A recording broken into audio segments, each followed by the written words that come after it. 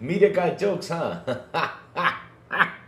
Media says this has been Xbox's worst quarter. Oh my god. Xbox with new 200 million users, and of course, the PS5 Halo campaign thing. Let's get to it, baby.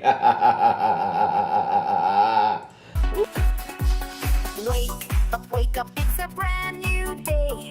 Crazy Lou's here, got something to say. Good morning, gamers, rise and shine. It's time to play, let's have a good time. Morning, gaming community. With Crazy Lou, it's a world of unity.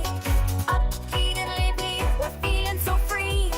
In the world of games, we're just meant to be. Grab us, come in, I need a scene.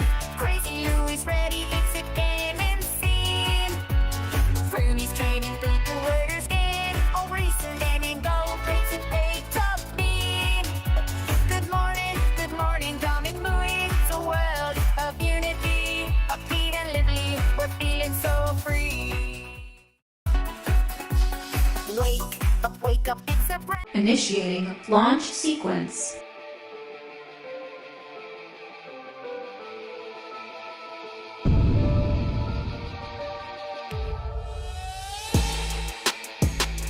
Let's begin. Good morning, everybody. Also tuned in, even the crazy one. Wish you all beautiful and awesome Thursday chat. Good morning. How you guys been? Hope everything is well and fine and dandy for you all. Hope everything is good for you all. I'm being serious. What's new? What's cooking? We got, chat. The quarter is here. Microsoft's financial quarter, and it seems Xbox has had its worst quarter, as they say.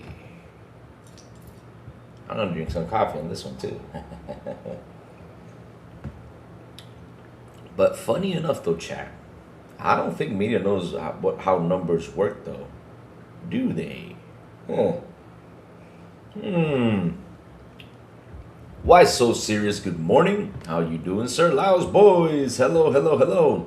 Hi. Gears of War ED multiplayer review today in America. Sweet. Gio Walker, what's up, Gio? How you been? Laos boys, where you from, man? Just a random question. Where you from? Which side of the world you from, my friend? Yubei says Louis' doctor's appointment yesterday was to see if he's a gamer or not. If Louis would have said harder Lord Gaben during the exam, he would have tested positive being a PC gamer. What do you mean by that, though? Uh-oh. Talos, the man with the ray. What's up, Talos? Traybone, good morning. Yubei, good morning. Ah, man. Openo incident, and that went rogue. Don't know what happened there, but Laos, remember, let's stay away a little bit from politics, my friend, because people have different opinions with politics, and you know how it is. I don't even talk Dominican politics on this show, because again, everybody has a different opinion. That's why I don't touch that much on politics, though. Did you see the Gears of War E-Day preview for the multiplayer? I will see it later on, because look, chat, I woke up today. Yesterday I was looking for some stuff, to talk about this morning. I found out some sites saying a lot of BS, because it feels like they don't know what the fuck they're talking about, like always. And yeah, there's been a couple things, I wanted to cover and have a fun conversation over it. So let's go. NVIDIA planning 20-30% GPU price like a DRAM, and price will increase next year. Ah, nice. More increases for us. Well, yeah. The funny thing is, nobody's doing nothing to stop this, though. They got to do something about it, though. I hope they do. Tim the Sorcerer, good morning. How you doing, Tim? How's that sorcery doing? I'm starting to wonder, Tim. Did you do your name because of that movie, Nightmare on Elm Street 3, where the kid turns into a sorcerer? And he's like, I am the wizard, something like that. You know, he does that cool electrifying thing against Freddy. That was pretty sweet, though. I like that scene. The sad part is he got killed too quick. I was like, no, why do you got to kill this character? Like, out of all of them, the coolest character right there was the wizard dude. He was pretty cool. But wait, he ran to Freddy, though. Oh, yeah, that was his mistake. Yeah, that's right. Yeah, that's right.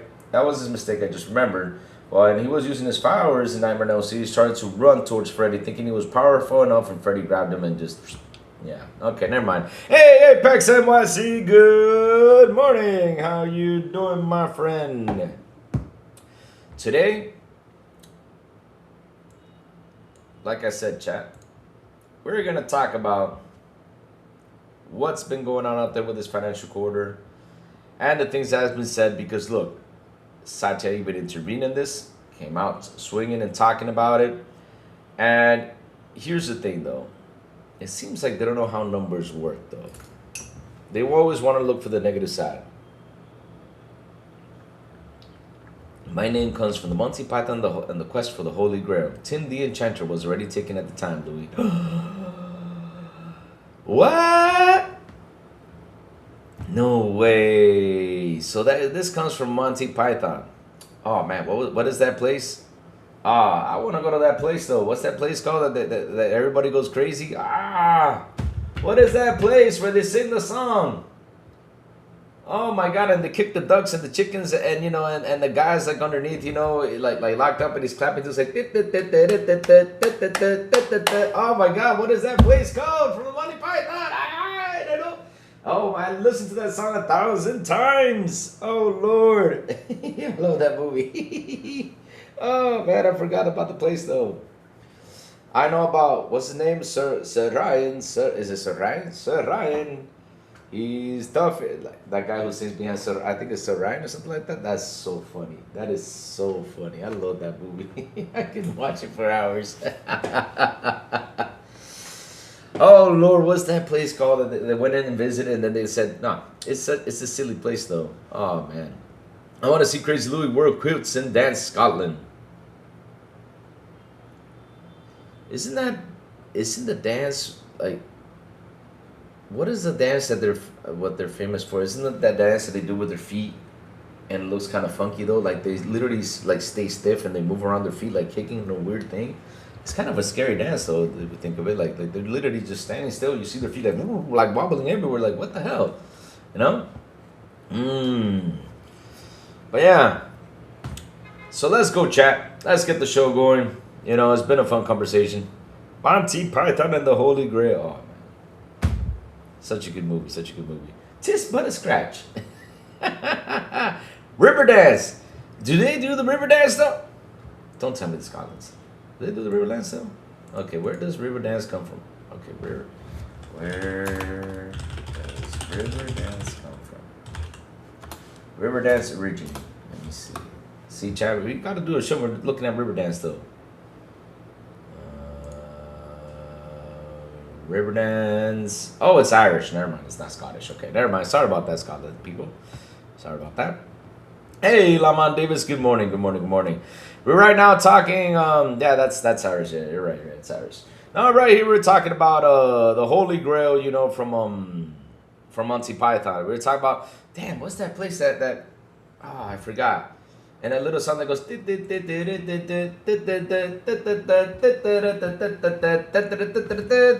Oh man. Monty Python, the place that is silly. It's such a silly place. No, that's not it though. No. Faces the press. No, wait, what? That's not the place though. What's that? Oh my God. No.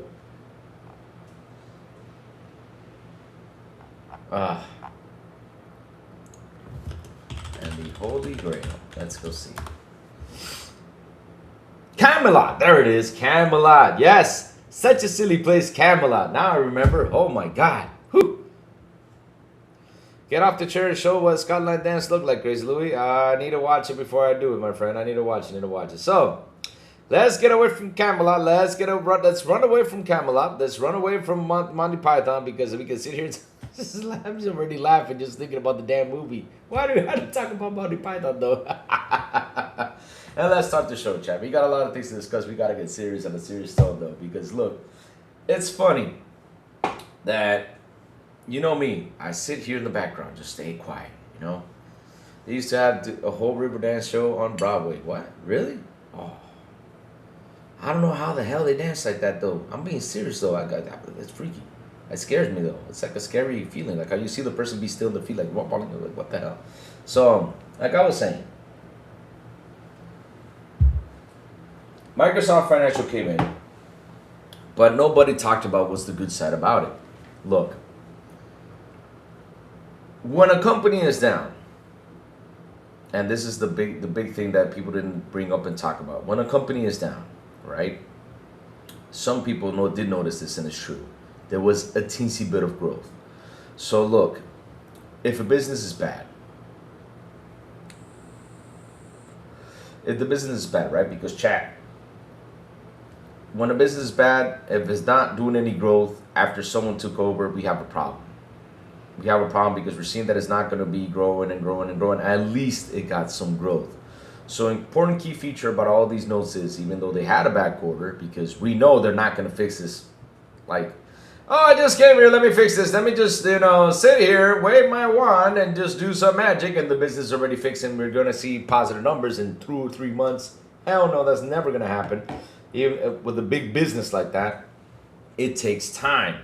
It's not easy, right? So there was a little bit of growth, which is a positive thing.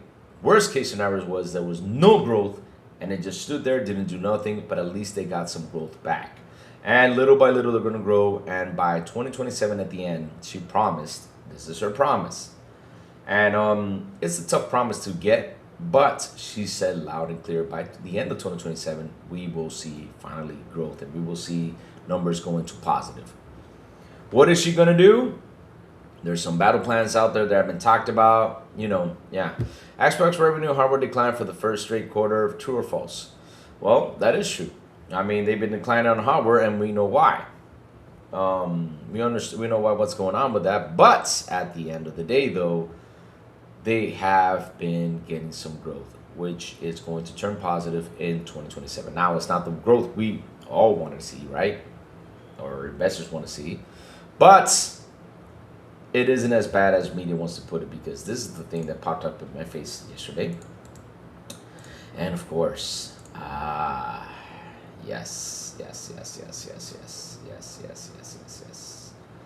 Media. You gotta love that media, man. You gotta love that media, man. You gotta love that media. This was my reaction when I saw this. Like, not again. Here we go. They're going for the attack, because they always gotta go for the attack, chat. That's what they do. So let's get this going, baby. Yeah. So it says here loud and clear, Xbox just had its worst quarter in years. Xbox is down over 1.6 billion for the year.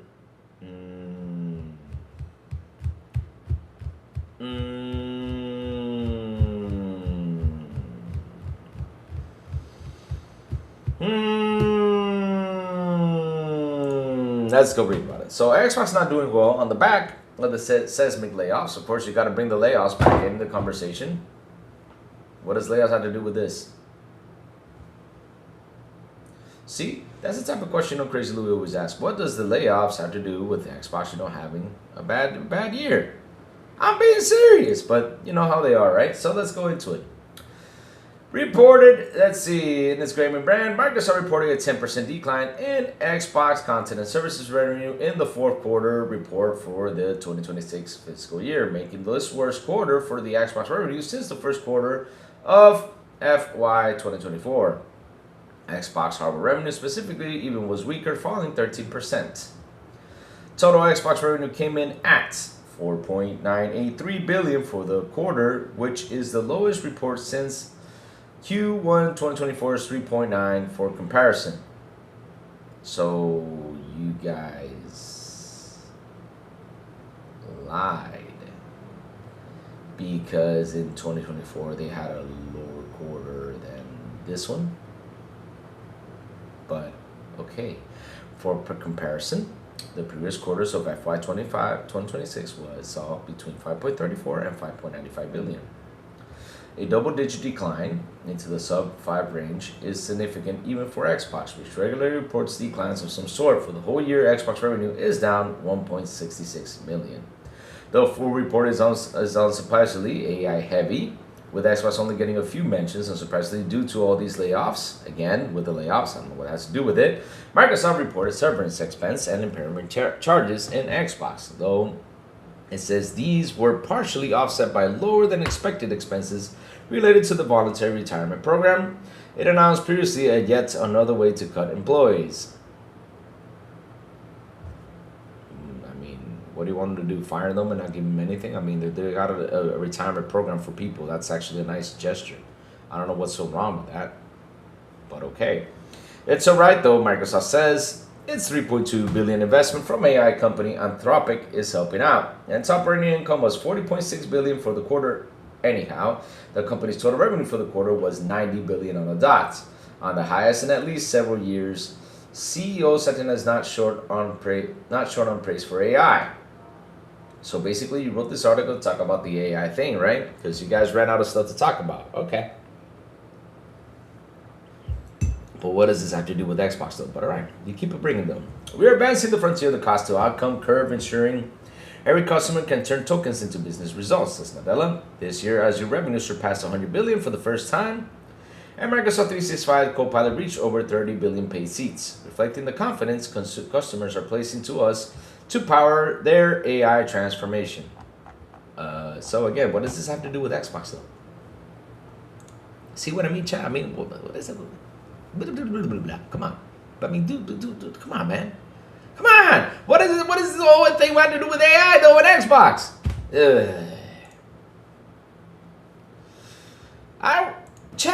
I wonder though, and this is gonna be Louis gonna throw in some fire here. I'll throw some fire, my chat. I'll throw some fire. I'll throw some fire right here. Why did they always gotta add the extra business to talk bad about Xbox? Why don't when Sony goes down bad, why don't they bring the TCLs, how they left physical, and all this shit in there? Why don't they drop this information in there?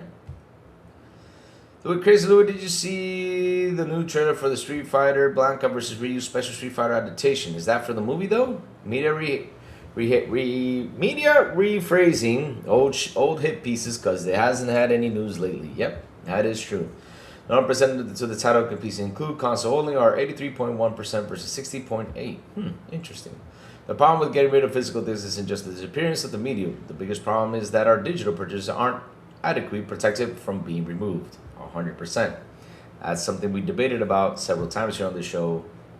People are fighting this, but they need to focus on this. So, chat, as they say, they had the worst quarter. But here's, hold on a second.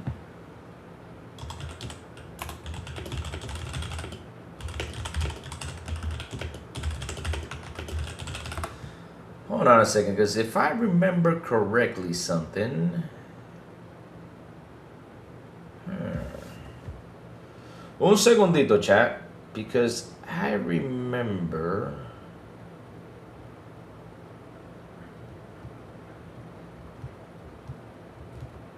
something though.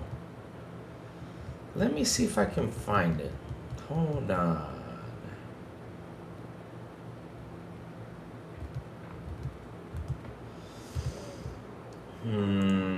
Let me see though. Let me see something. Let me see, because I remember something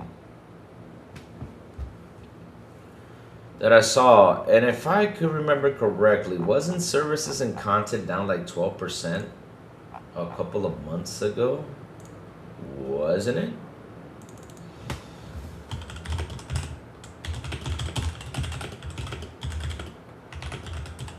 Or 13%. Let me see if I can find that. I know. Okay, let me go look for this the proper way, because I know something is bothering me here, chat. Give me 1 second. I gotta find that though. Content and services. Okay, content and services revenue. Okay, Let's see.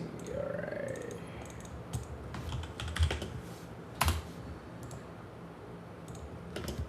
It's down 13%, wasn't it? I mean, if I remember something.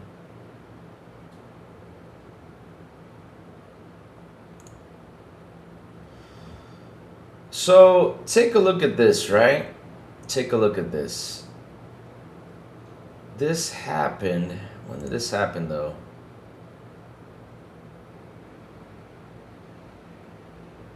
Hold on. I know that was the worst quarter. No, it wasn't here, though. When did this happen, though? Because I know something happened. If I could find the chat, I would show it to you. But now, with all... Because here's the thing, though. There's like 1,000 articles here about the situation. And, you know, these guys...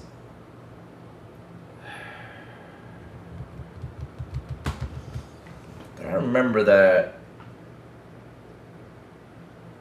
there was a services on content. Microsoft gave revenue grows you 10% year over year in content and services.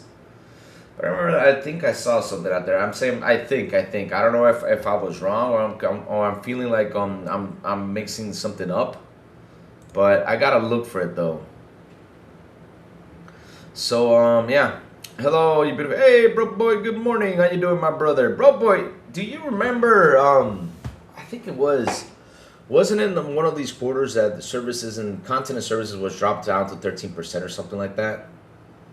We got to look for that information because, you know, every time when the Xbox when the Xbox numbers come out, you know, there's 3,000 sites, and to pinpoint the information is crazy.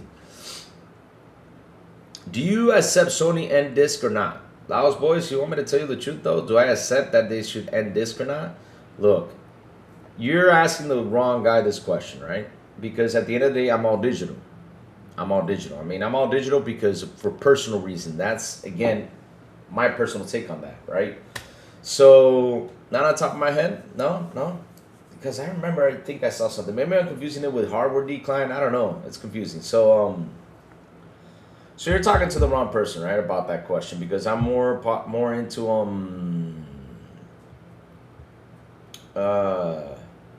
I'm more into like digital, right? Because the thing is with physical, it's hard for me to get here because of the place I live. But at the end of the day, though, the people who want their physical fight for it. I hope they keep fighting.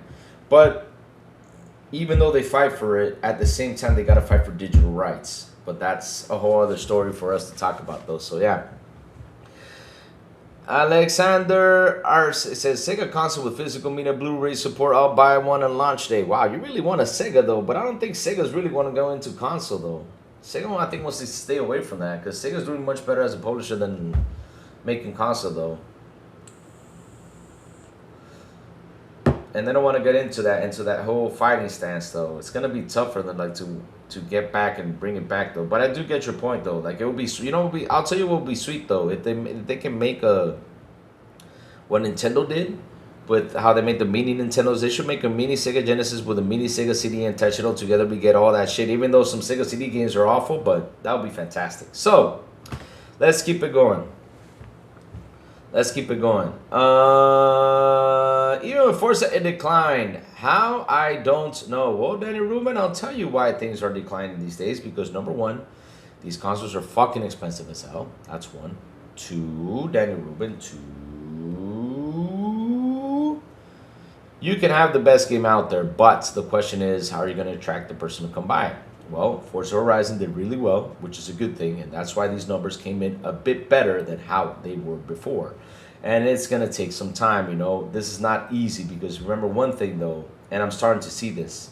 This is me seeing this at this very moment. Again, this is me because of things that I have read. I'm not saying this just to get shit out there, you know, just to start things up. No. I'm seeing, this is what I'm seeing, though.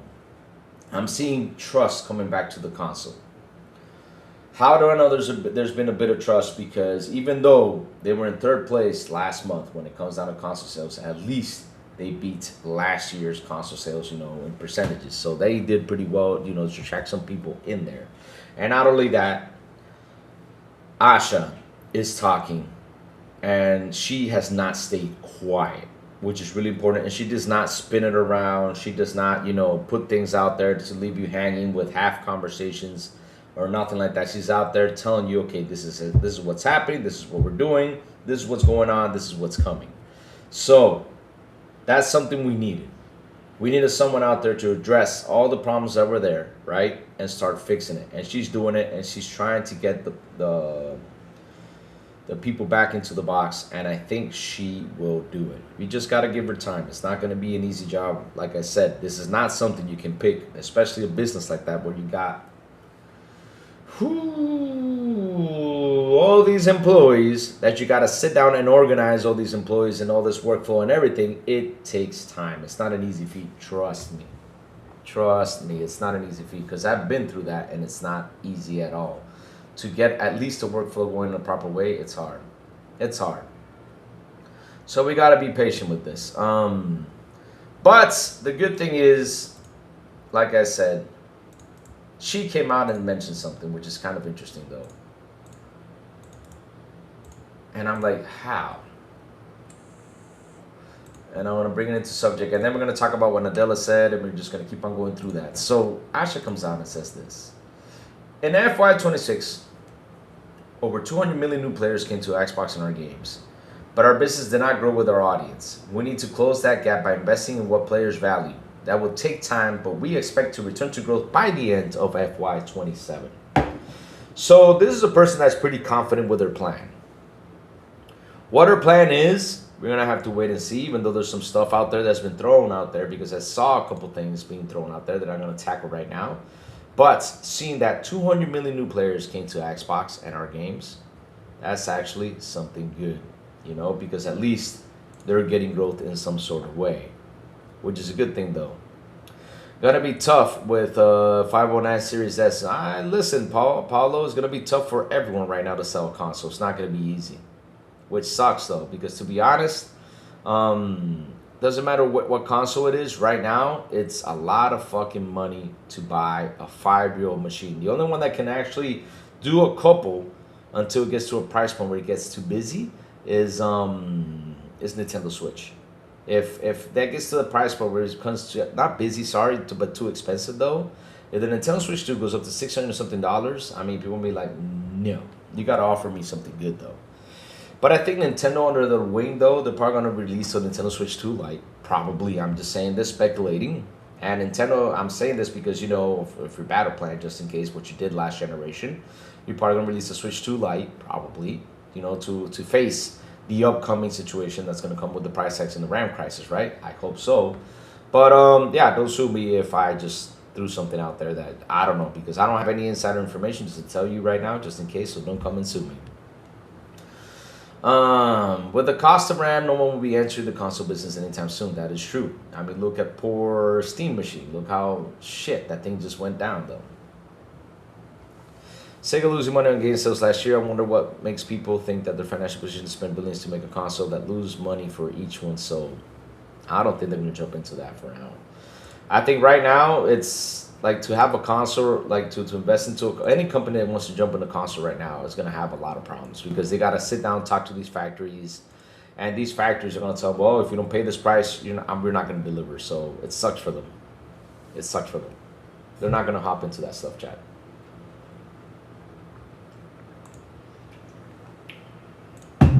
So let me gather the information, my friends. Let me gather the other info that was out here because there was a lot of stuff spewed out. And yes, like I said, these guys out here, they just want to trash Xbox all over the place. So, here we go.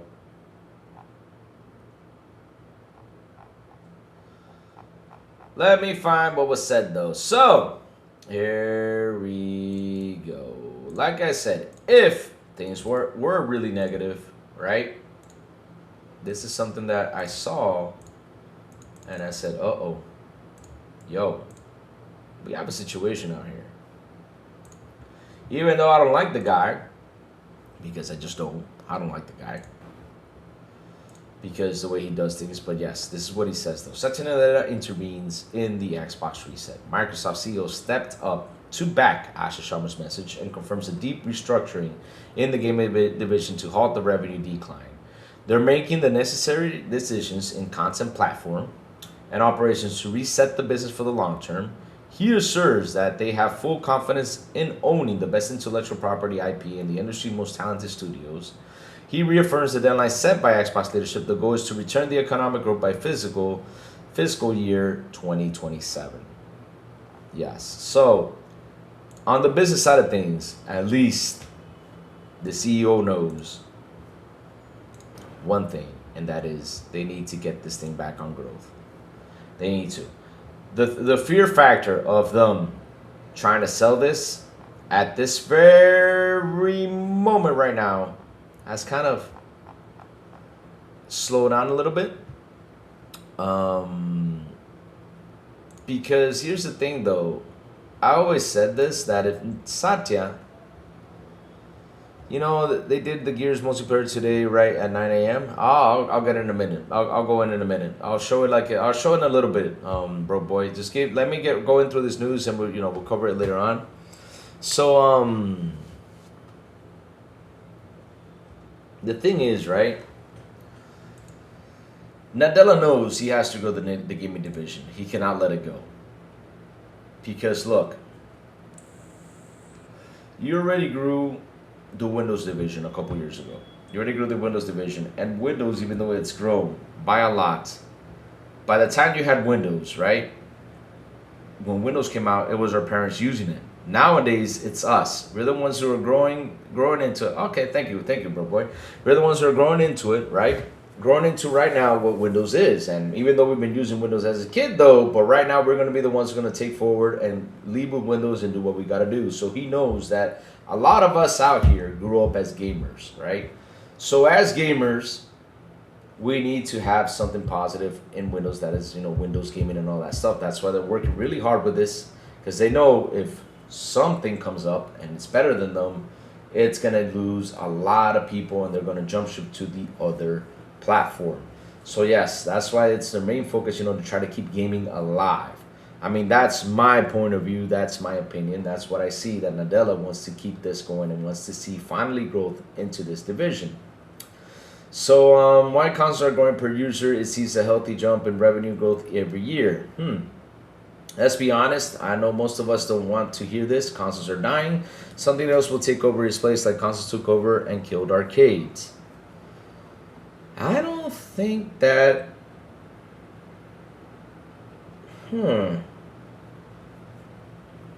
I don't think arcades are as dead as people think. The thing is with arcades, though, is that it's just gotten mad expensive, though.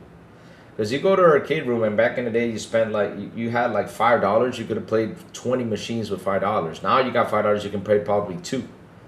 And it's a lot of money just to play on arcades, though. I mean, arcade machines are really riding it up. Especially nowadays, the arcade machines are like, yeah, they're somewhat okay, though, I guess. I mean, like, don't get me wrong. I jumped in the other day on a Top Gun arcade machine. I was like, whoa, this is pretty cool, but you're just spending money to do 1 or 2 missions. You're not going to sit there and try to finish that game like how we used to when we used to play those side beat-em-ups, like The Simpsons, like the Punisher, like Mortal Kombat, that you want to finish that and say, I finished Mortal Kombat in the arcade room, stuff like that. You don't have that challenge too anymore when it comes down to arcades, though. That kind of left the building. I don't know why. With pinball machines, you were like, I'm trying to beat the high scores. Oh man, I love pinball machines back in the day. But yeah, we don't get that anymore in arcades, though.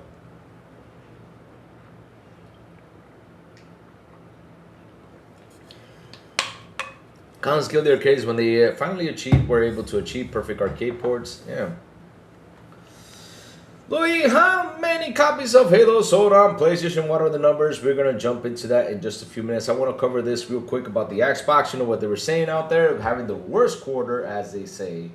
But Asher came out and literally said this.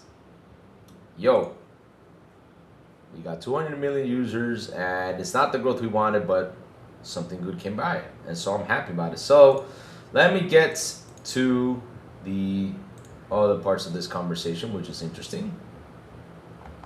Let me go grab, where is Ecstasy's? All right, here it is, because Ecstasy's pretty much pinpointed everything that was said out there. And there was a document out there that kind of intrigued me what I read, though, because, you know, Broke Boy sent me an article yesterday.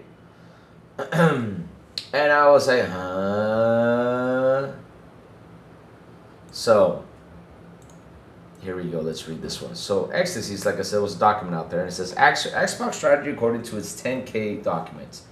Microsoft has detailed the official vision of its gaming divisions in an annual financial report. The keys to its current business models are exclusives and DAU. Brand growth is determined by the overall base of active users through Xbox-enabled content. The availability of exclusive games and the reliability of the devices used to access its services. Multi-platform expansion. They seek to expand access to video games through PC, consoles, mobiles, and cloud. They bet on reaching players in the ecosystem that are most convenient for them, also relying on third-party devices. Game Pass as a pillar. The experience created by its first-party studios and continuous investment in new intellectual properties are the cornerstone of the subscription service. Income diversification. Xbox revenue is mainly fueled by subscriptions, the sale of content, owned and third-party, and advertising. So it says here, Microsoft is expanding how billions of players access play video games on PC, mobile, cloud, and our game content is developed through a collection of first-party studios' iconic and differentiated gaming experience. We continue to invest in gaming studios and content to expand our intellectual properties and property roadmap, and leverage new content creators. Get me! Get Lou! Yeah! But I have my rules, though. If you fuck up, I'm going to troll you. That's my main rule. Yes.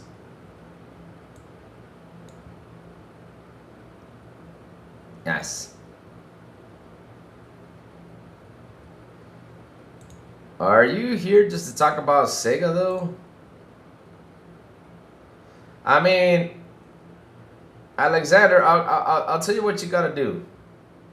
Call 1-800-SEGA and tell Sega you're gonna give them $80 billion to produce the console. Go. Tell them to do that. And once the console comes out, you give me a call, we'll talk about it. So, hey, it's Bert Rizzo, good morning. So it says here, right? Leverage new content creators. These unique gaming experiences are the cornerstone of Xbox Game Pass, a subscription service in gaming community with access to curated library of first and third-party titles. The gamer remains at the heart of Xbox ecosystem. We are identifying new opportunities to attract gamers across a variety of different endpoints, though our first and third-party content and business diversification across subscription, ads, and digital stores. We see new devices of third-party manufacturers along with the key PC and mobile endpoints that help us empower gamers to play in a way that is most convenient to them. We're focused on growing the platform and expanding a new ecosystem to engage as many gamers as possible. Xbox enables people to connect and share online gaming experiences that are accessible on Xbox consoles. So key important here, chat. Key important here. Look at this. Hold on. It says here, loud and clear. You're reading Xbox on capital letters. This is from right now, right? All right, I got a happy birthday to sing. So let's keep going. Xbox designed to benefit users, providing across the network certified applications and services, and benefit our developer and partner ecosystem by providing access to a large customer base. Xbox revenue is mainly affected by subscription and sales of first and third party content, as well as advertising growth. Growth of Xbox business is determined to be by overall active user base through Xbox enabled content. Availability of games, providing exclusive game content that gamers seek, the computational power and reliability of the devices used to access our content and services, and the ability to create new experiences. So like I said, for when you read this at this very moment, right now, I don't think they're going to do something to Game Pass as people are trying to throw that thing out there. That, you know, if they got to take Game Pass away, then they should do it and blah, blah, blah. The thing is, right now, the way I'm seeing what Asha's doing is she's taking very careful steps at this very moment. And every step that you take, you got to watch out what you do, because you don't want to piss off what's left in there. And if you have 30 million subscribers, you don't want to make them mad. You want to keep them safe. You want to keep them happy. You want to keep them going.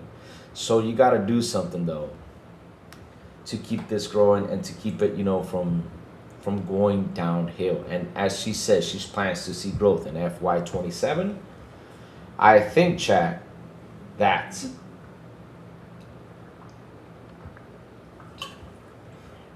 this is Louis throwing another theory out there. I think we're going to see Helix in FY27 when it comes down to see growth on the console side of things. I believe that's going to happen. I believe that's going to happen by 27. And I think that's when we're going to see the growth. And she is really working on making these changes and getting things, you know, to where it's supposed to be. And for us to be happy about it. So out of this, what did we get positive from? We got 200 million users, which is good. That's a good thing for Xbox. I'm happy they got 200 million users. Now we got to keep it going. We got to try to get them to come and invest in here. Let's see what goes on with that. So that was the whole situation that happened with oh, the worst quarter ever, as they say, because it's kind of funny though how media goes out there and tries to go ahead and bash it. But they try to go ahead and bash, but this lady comes out and literally slaps the hell out of everyone. Yep, that's what they do. That's what they do. So, before we continue on going, oh, it's a 10-minute video. Holy smokies. Well, chat. Let's watch this. Let's watch this 10-minute video. Let's see what it shows, and then we'll continue on to, hey, Backlog, good morning. How you doing? How you doing? The way people are saying all of this about Game Pass, I would doubt if they started to listen to these idiots. Game as a whole is retracting, I think. Here's the thing, though, chat, and look, there is a fear factor out there when it comes down to this, right? Right now, and let me tell you something. I'm gonna get a little bit personal, chat. You're probably not gonna like this what I'm about to say, but I'm gonna tell you guys on the business side. I'm become the business asshole for a moment. This is Louis becoming the business asshole, right? So, look, I have already 30 million users subscribed to this service, right? You have 30. Why am I? Because that's always the question I always ask. Why would I take the most positive thing I have right now in Xbox? That's not, to be honest though, Game Pass is the most positive thing right now. Take the most positive thing and switch it to another negative that's over here, right? I mean, turn it into a negative and try to bring back another positive. That is not going to be as positive as people think. Because the thing is, people do think that exclusives are like, oh, look, exclusives do matter. But these consoles nowadays, the main key points about these boxes are that people are not playing this, right? People are not playing this. Other than just being an asshole in general, well, I'm going to be an asshole right now because I'm going to say something that everybody will say, what? Why do you say that, though? And I'll explain to you why, though. So, look. Why do I want to do that, right?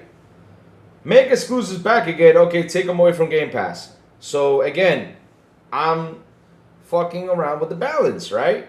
So, right now, this very moment, if you have 30 million users right now in Game Pass, just total 30 million, and they're paying for the service, and some of them, you know, probably not as happy. A lot of them are happy. You know, they're paying for the services. Why do I want to get rid of that 30 million just to do this? Because again, are those 30 million going to come in and buy my exclusives?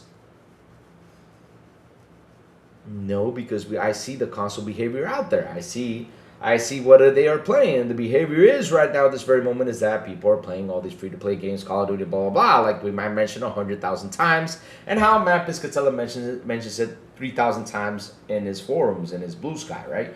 he mentions it too much. If you take that away, it's not going to do nothing, because at the end of the day, people are not going to come in and purchase. People right now are doing what I've talked about, how they wait, you know, and do that. So she's taking steps on how to do things and do things properly, right? So she's trying to take a balance right here with that. So, like I said, you want to hear Louis business asshole? For me, for example, if it was me, I know this is a PR nightmare, what I'm about to say, but I would have been as easy as she was with these studios on the business side of things. I would have been as easy. Me personally, I would have been as easy, because, you know, wow, you know, I would have been as easy as she was, you know. I would have been like, yo, you know, guys,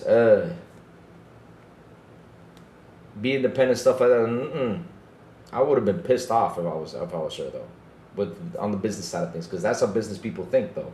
That's the business side of things, right? I would have been pissed off about how these studios for the last couple of years did not do what they were supposed to do. You know, she went really, and at the end, it was a good way to do it, and she could do it, though, right? Which is a good thing, that she took the steps and literally sat down with Nadella, because trust me, this is what Nadella would have done. Nadella would have said, look, shut him down. That's what he would have done on the business side of things. He would have said, shut him down, get him out of here. They didn't do what they had to do. That's what Nadella would have done. But I bet you she sat down and said, look, if we do this, this is going to be a PR nightmare. What we got to do is we got to send them off, you know, give them some money, give them the studios, give them the IP, and let them out there and do what they got to do. Like I said, I'm telling you on the business side, because I'm being, you know, business asshole right here, because that's how business work. I'm telling you the truth. That's how they are. So, all right, she was very lenient with that, and she shipped out the studios, you know, to give them a fighting chance out there, not to die, though. So yeah, she's trying to do that, though. And at the end of the day, though, Louis, you need a ruler on one hand and a blackboard chalk.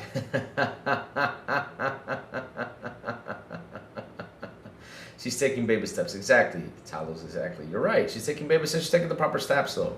Which is the thing you got to do, though. Forever games are killing off gaming, but they're largely what new gamers are flocking towards. That's why they shake gaming moving forwards. I already don't like it, Louis. What don't you like, though? But yeah, every time I hear that conversation, though, I'm like, what do you guys are talking that conversation? Right now, what we got to do is, as gamers, we got to look for the balance. And we got to talk about how they can bring the balance into the exclusives and Game Pass. They got to find the balance. And taking one thing away from the other is not going to be good, especially with already 30 million people that's been on this. As Sinceres would say, and since he's here, what's up, Sinceres, he would tell you this.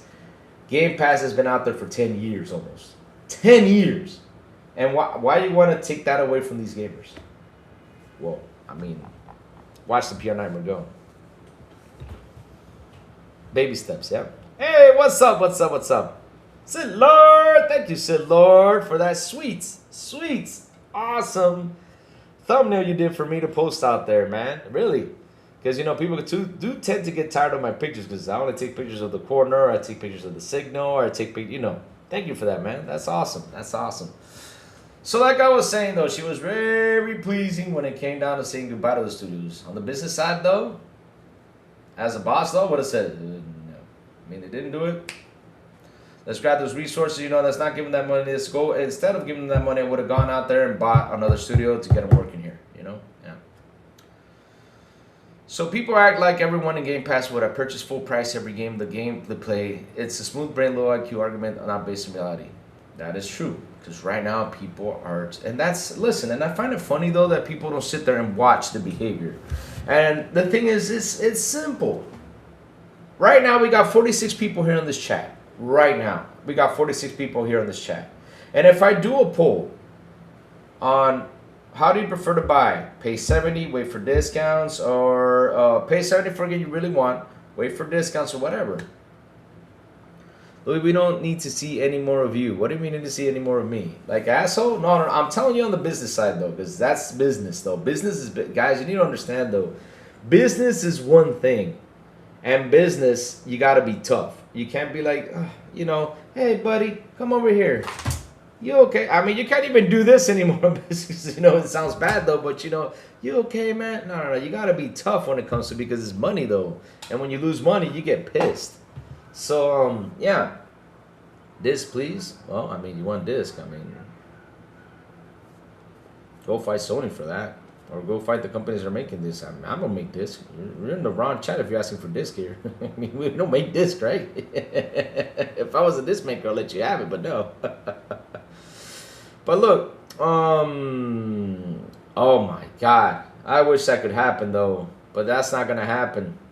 Alexander, that's not gonna happen, man. Sucks. I do miss that stuff. That used to be the bathroom thing. Game came with the booklet, you went to the bathroom and read it. So yeah, that's how business is. And like I said, I'm pretty disappointed that the majority of the studios that went in there, you know, and they really put a lot of stuff in there. I'm like, why did you give us this? You could have given us something better though. Like, what the hell? But that's me though, chat. That's me. So let's keep it moving, chat. Let's watch this. Sweet video just came in. Let me put this in big. Let's enjoy the Gears of War multiplayer, chat, that's out here. And yeah, I'm gonna put myself to the side. Hold on a second, chat. Let me put this right here. And let's watch this Gears of War 10-minute video. Let's stay quiet, chat, and let's enjoy this. Money's the root of all evil. Yes, sir. That's how it is, man. It sucks. But when you... Here's the thing, though, chat. I've been through this process too. I've been through this process a lot. In business, you got a person, you hire that person. They have a perfect, let's say they have done something really well in the past. You know their work, and they have done great stuff in other areas around, you know, when it comes down to the business you hired to perform, right? So you hire that person, and that person comes in, and let's say that person starts slacking off, and you're paying them a good amount of money. What do? Are you gonna say, oh, okay, you've been here for like 5 years and I've been paying you a good amount of money, you got and you are the expert in this area, didn't make it grow? What do? You either fire them or tell them to leave and with a good check in hand. But at the end, you prefer to fire them because shit.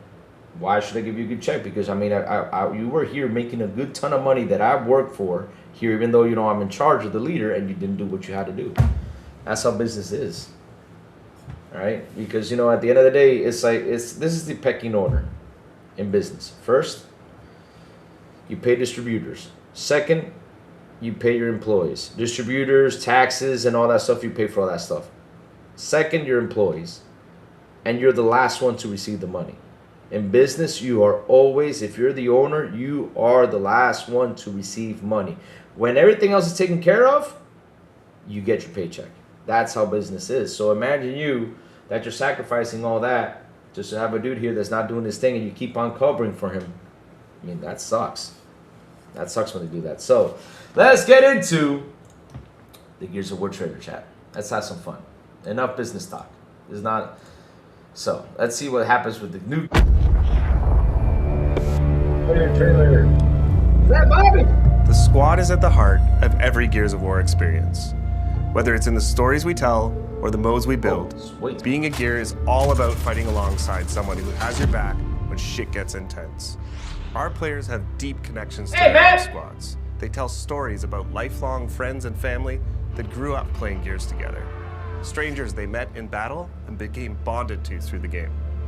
That feeling of fighting side by side is at the center of E-Day's multiplayer modes.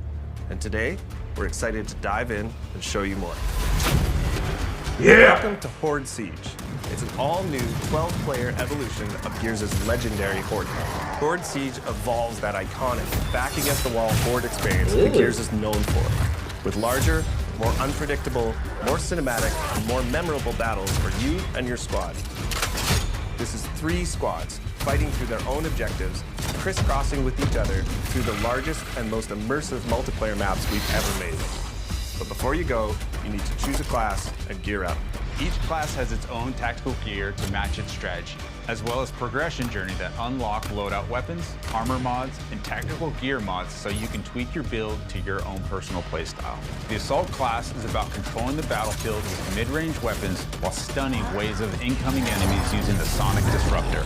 Marksman focuses on precision damage, especially useful with Horde Siege on the longer sidelines, while the Pulse Drone attacks Locust units for you and your squad.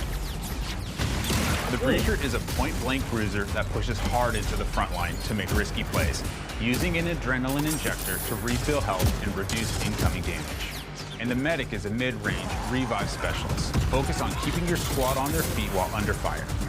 The Stim Vaporizer revives any gear, even from other squads, within range. Depending on the mission type you've chosen, you'll get a mix of main objectives that will have you moving around the map or hunkering down in a location. These objectives give you more variety than ever before, but they're still focused on the Horde feeling of defending and clearing waves of unique enemy combinations. In Horde Siege, this means securing and protecting rigs, large COG recon devices that have been deployed around the city to scan and map out the enemy's underground tunnel network. They are critical to the defense of Kelowna, but have the unfortunate, noisy side effect of attracting locusts whenever they're activated. Also scattered around the map are secondary objectives. Quick, timed side missions like taking out a high-value target, defusing locust explosives, or delivering a power cord to juice up an active rig. Secondary objectives are optional, but they earn in-session squad perks, boosting your squad's abilities, as well as weapon parts that can be redeemed after your session to upgrade your favorite guns. As you knock off objectives and kill locusts, your squad earns energy. This can be spent at supply caches. There, you can upgrade squad perks, grab equipment like grenades, sentry turrets, razor mines, change your loadout on the fly if you need a different weapon. Your objectives will often have you cross paths with other squads, and these are really unique kind of magic moments in Siege, like running into another squad's defensive setup and helping take out some of their waves, or when you both get assigned positions near each other, it can set up a joint kill zone. But a huge relief when your whole squad is DB&O'd and you see a group of gears come sprinting around that corner with a clutch revive. If Command delivers a supply drop, any squad that fights to secure it gets a share of the rewards inside. The first one in gets the best stuff, so it's often a quick decision if you can spare the time and effort while managing your objectives. But the most intense multi-squad action hits when our bigger boss appears on the map and things get even tougher. Invasions can happen at any time during a mission. They add new chaos and challenges to the session, buffing locust enemies or restricting certain actions until they're defeated. And it can take more than one squad to bring these huge monsters down. These moments of 12 players coming together to take on iconic locust creatures deliver this great Gears feeling, fighting alongside a group of soldiers to hold the line. And of course, anyone that helps gets even more rewards. That's fucking beautiful! Once your mission objectives are complete, Command sends in your ride so you can extract. You'll fight through one last intense horde wave to secure the LZ and hold out until your Raven appears. A successful mission will reward you and your squad. While you don't technically all need to make it back to the chopper, your rewards might suffer a bit if you leave your comrades behind. Earned XP will progress your rank, unlocking new loadout weapons, mods, and equipment. But most importantly, any weapon parts you gained can be redeemed to upgrade your arsenal for the next fight. For the first time in a main Gears title, you can mod our iconic weapons. Some mods will apply small tweaks, nudging the gun towards your personal preference. Other mods are more noticeable, changing what effects you get from hitting a perfect active reload. Or if you want to go nuts, you can even throw a bayonet on your Gnasher. That intersection between how you set up your weapons, armor mods, and tactical gear creates more choice and gameplay strategy than we've ever had before.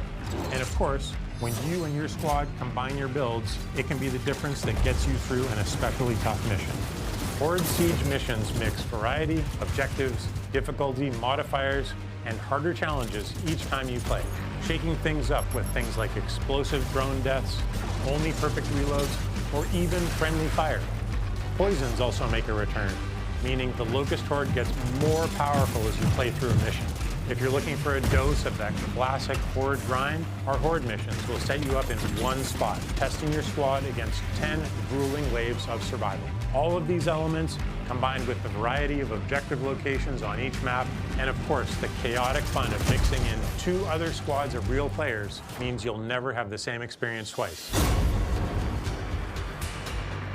Jesus ultimate squad fucking challenge in awesome. Gears has always been founded on versus modes. Two squads going head to head, trying to rip each other apart with a mix of practical teamwork and clutch gameplay. We wanted to deliver that pure Gears PvP feeling, but now evolved with E-Day's new movement mechanics. All our launch modes are 4v4, as Locust and COG squads square off on all new maps. PvP is where you hone your skills. No mods allowed here. Everyone starts with the same loadout, fighting on symmetrical battlefields to claim key weapon spawns across tactical locations. Our launch maps, Park, Battleship, Outpost, Precinct, Market, and Skyward, are all set in and around Kelowna. And they have that classic Gears feel, focusing on cover, fronts and lanes, but with that slide, opportunities man, to that use slide! new traversal mechanics. We're starting off with a tight set of 4 modes. Team Deathmatch and Conquest, our new King of the Hill mode, will feel familiar, but with some great new updates. And they're joined by 2 new modes. In Demolition, each squad battles over a neutral bomb, and then attempts to plant it at one of 2 of the opposing team's bomb sites. This is Gears PvP battles at their best. 2 fronts colliding, squads coordinating with non-stop action as you constantly flip between attacking and defending. Crucible is a great new mode that revolves around the power core. Whoever holds it gains points, but the scoring zone shrinks and it moves as the round goes on. This means the fight is always coming to you. The power core's one charged shot could strip the flesh right off an enemy, so well-timed defensive play can lock in that win. After launch, we'll be adding in new maps, modes, and events to keep things fresh, including some favorites that we're excited to bring back. Gears of War E-Day is a new game, built from scratch to feel like Gears, play like new. So whether you're a Gears veteran or jumping in for the first time, it was important to us that there was a place to get familiar with the gameplay mechanics. Our short bootcamp tutorial will walk you through the basics, but we've also included a combat training space where you can test out weapons, movement, and even go up against some short Locust encounters to get some reps in. We have pre-made control schemes for all types of players. If none of them fit you perfectly, you can always customize one to your liking. When you're feeling ready to pop some heads, Versus is set up with 2 main ways to play. Jump into social to get into the fight and roll through some matches. Or you can even choose a playlist, play spots as you continue to train your skills. If you're feeling up to it, join Ranked to get sweaty and test yourself in more competitive playlists while earning exclusive rewards. Almost all our character skins are based directly in the lore, themes, and events of the Gears universe. Our legendary skins are a bit more over the top, celebrating gritty and imaginative designs inspired by the vibes of our brand. When it comes to collecting and growing your own collection of customization items in E-Day, we've taken a more old-school inspired approach. That means nearly every single piece of customization in E-Day can be earned by just playing the game. You'll unlock new items through completing seasonal and event challenges, unlocking achievements, and by earning medals from our classic medal system. Everything else can be obtained by completing matches and earning coins, which unlock items in the barracks. We'll have a few things that are pay-only, but they're limited to our premium edition items and charity or partner content like the Ride the Lightning weapon skin set we've created in partnership with Metallica. Every season, we'll grow our lineup of COG and Locust characters, as well as adding new weapon skins, poses, customization elements, challenges, medals, and events. All of this is to say, there's no battle pass, no pay to win, no bullshit. Play what you want, chase the unlocks you think are the coolest, and we'll have themed seasonal updates that bring in loads of new kick-ass content. Horde Siege and Gears Versus. Epic PvE battles and tight PvP combat that deliver on that intense Gears action in a totally new game. So grab your squad and join the fight. Early access to the open beta begins August 6th on Xbox, PC, and Steam. And we can't wait for you to get your hands on Gears of War E-Day. We'll see you on the battlefield. Yo.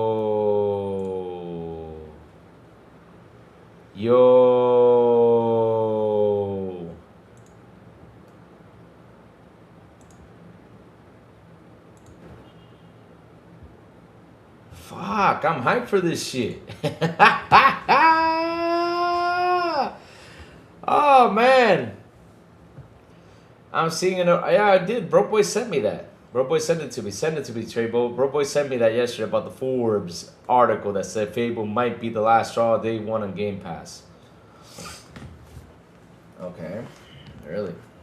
I mean, what's up with the other games that are announced on Game Pass that are right after Fable? I mean, I think they forgot about that, didn't they, though? Wow, no microtransactions, no battle pass, nothing. Oh man, this is so sweet. Tim the Social says, Allah, I want that Metallica gun. I want that too. You know, Tim, I was gonna say that. I had that feeling, Helldiver's feeling. Yep, I did get that though.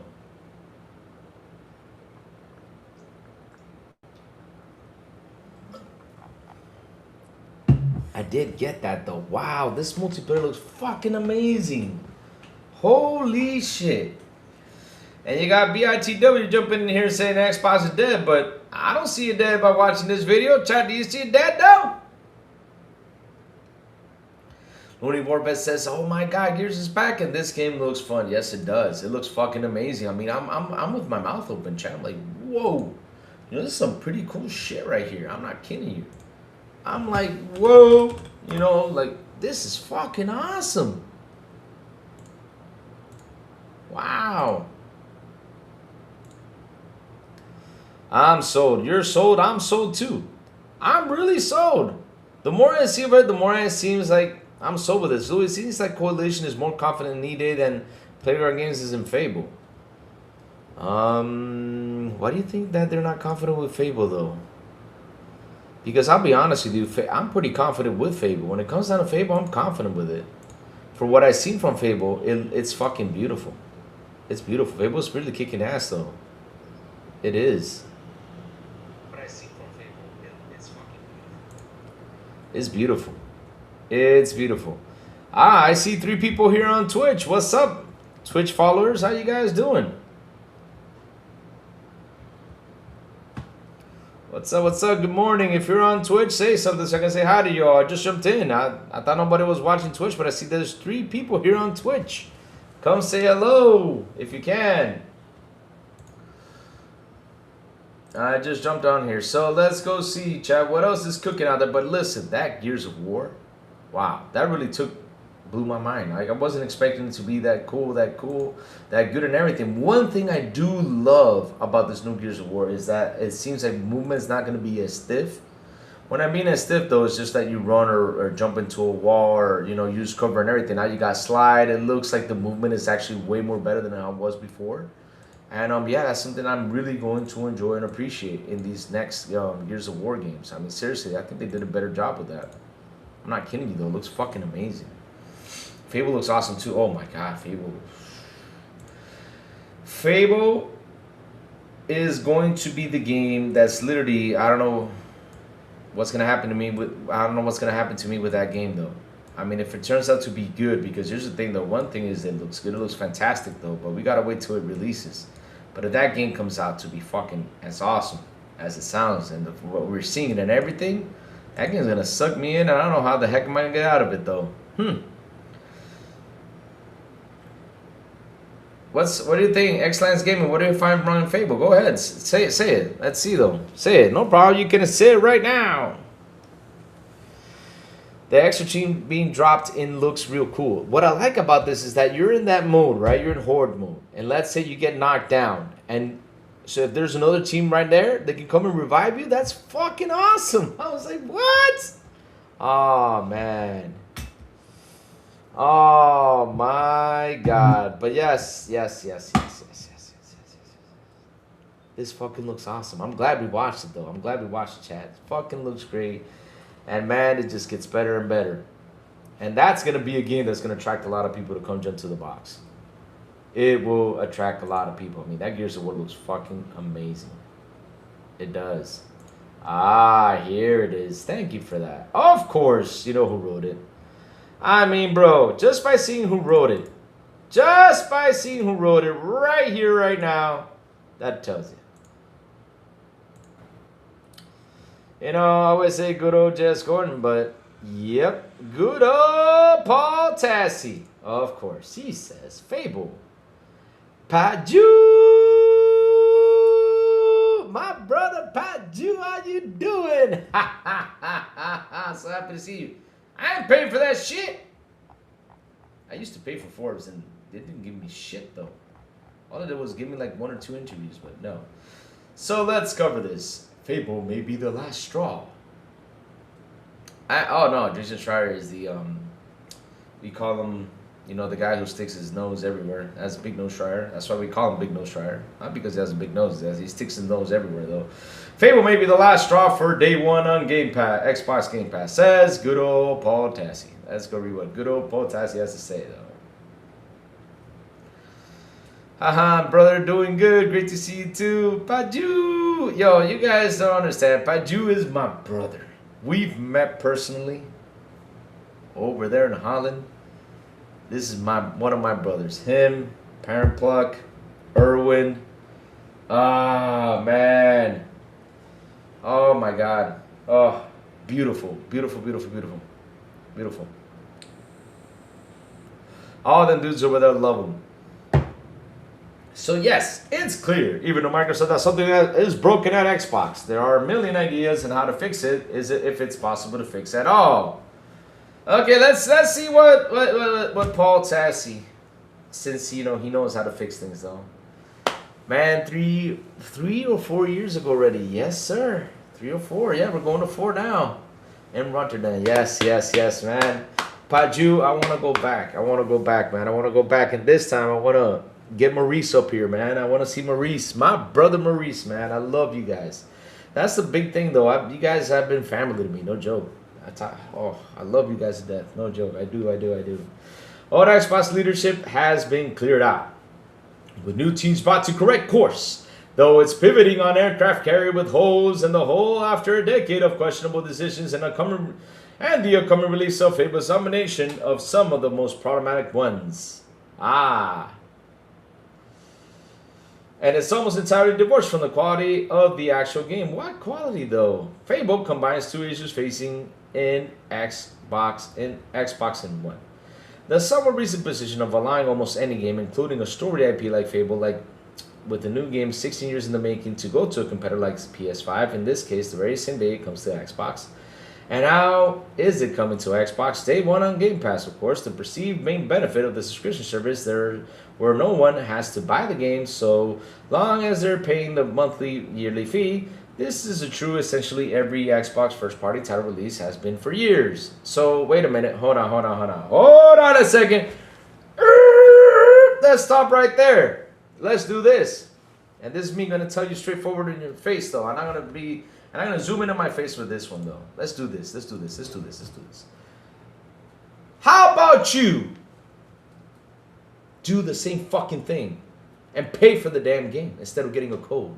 Because that's what majority of you guys do. You get codes. How about you do that? Stop getting codes. Pay for it. Go for it. Pay for it. And no. Don't come to me and pay for the fucking 70. No. You better pay for the one that costs $150, $200. That's what you got to do. Prove to me that you're one of those. Fucking do it. Prove it. Because I love how you guys who get these codes talk shit. And if you do get codes, well, this is what I'm saying. And if you don't, cool too. I don't care. But at the end of the day, you insiders and all you assholes get your codes. And you guys talk about how bad is it dropping the Game Pass. While us have to pay the 70. Right? It bothers you that it comes to Game Pass. It bothers you that we get pretty much the same privilege as, not the same privilege, but almost the same privilege as you guys. Because while you guys don't pay for Game Pass, you get your fucking codes. You guys talk your shit. Because that's what irritates me from you all. When you guys talk about go buy your games. Okay, then stop getting codes.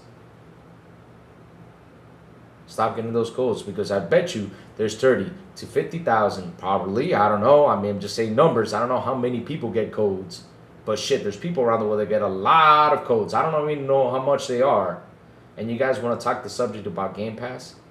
To force people to pay for a game? Wow. Really? Not pay for a game, to pay for a fucking license. Really? Really? I love that. I love how they bring up that conversation. I love it.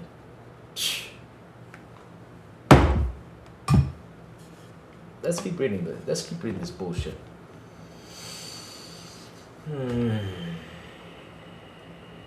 That's what makes me mad, though, Chad. I had to go in and say that way. I bought the $300 collector's edition, right, Sid Lord? Sid Lord, tell him to go buy it. But I bet you he won't, because you know what he's going to do? He's gonna type. He's gonna say, hey, send it to me for free. I'm Paul Tassi. I'm from Forbes. I should get this for free. Yay, because I'm Paul Tassi. Yay, yes. Oh.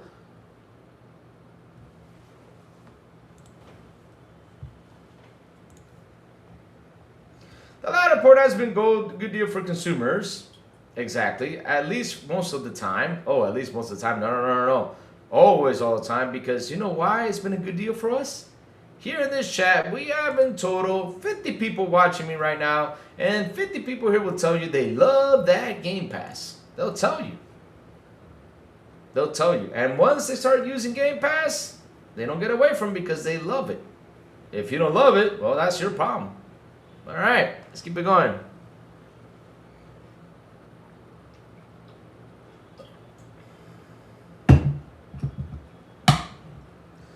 Do what ACG does. If he gets a code, he buys a copy of the game. I mean, if someone, this is chat. This is my problem though. What do you think? Look, someone told me a long time ago this. He said, Louis, why don't you write to these dudes to try to get codes for games? And I'm like, why? So you can play the games, do reviews and all this stuff. But there's a problem though. You start to feel guilty.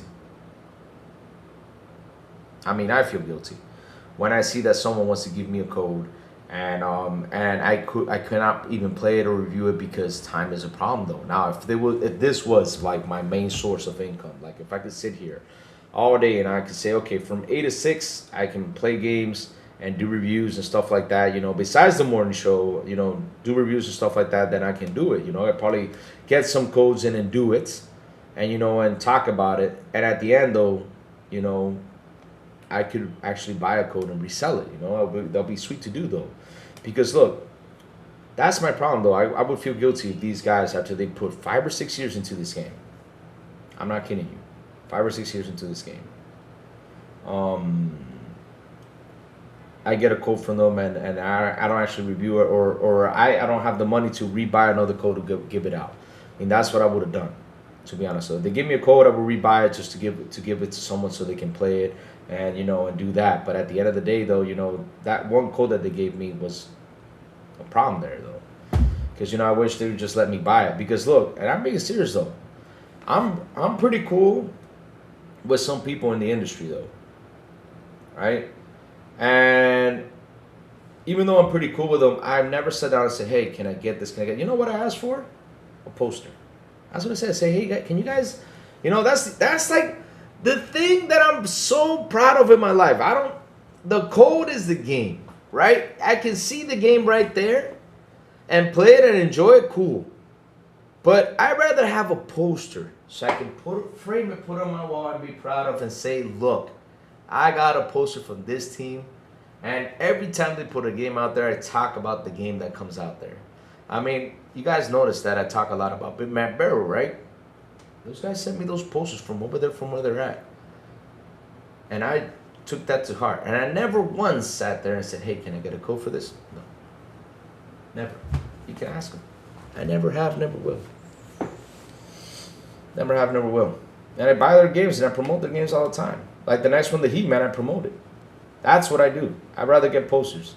So I can put on my wall these posters that I got from a cool development team that I enjoy and stuff like that. That's the stuff I enjoy. But these guys, they get codes and get all this stuff, and yet they want to bash this. That's the thing that really irritates me when I see that you guys get that advantage, that I'm happy that you got it, right? And you guys want to go ahead and bash that company when they have been treating you like a fucking king. Instead of you saying this should be the last straw, you should be talking about the great stuff that Game Pass has. That's my problem. Because seriously, watch this, chat. You read the title, but look right here what he says though. The louder point, I'm not paying for this shit. The louder point has been a good deal for consumers, at least most of the time. At least most of the time. Hell no, all the fucking time. Depending on how many games you were planning to buy on Xbox that year, but the long-term hope of explosive Game Pass growth has not been panned out for Xbox. We know there wasn't an explosive because they raised the fucking price. And that's why Asha came in there and reduced the price. And Asha's looking for ways to try to attract more people to come to this thing. After a surge in COVID years, growth has stalled and actually reversed after the terrible decision to increase the price by 50%. See, you already know the answer. That was walked back by the new Xbox CEO Asher Sharma almost immediately, though not all the way, and the caveat that Call of Duty games will no longer be day one on Game Pass. We don't know if that might come back though, because at the end of the day though, I think she pulled back on Call of Duty because we are paying for the Fortnite codes and we're paying for that Ubisoft thing that's out there. Now, if she can get away from the Fortnite and the Ubisoft, then she can probably bring Call of Duty back. So we don't know, because I mean, just like how they took that one game out, it does not mean it can't come back. Think about it. The canary of the coal mine is most likely to come. It's clear that Microsoft is starting to be unsettling by putting every big first-party game and on Xbox Game Pass, which is now doing with Fable, one of the biggest releases of the entire Xbox console generation. So you're telling me that the rest of the games that Xbox has released are not big games? I mean, there's Gears of War that's coming out right now. That's a big game. A huge game. Huge. Forza Horizon 6. A fucking big-ass game, because, I mean, I'm not even done with Forza Horizon 6. Hey, oh, it's so huge I'm not even done with it.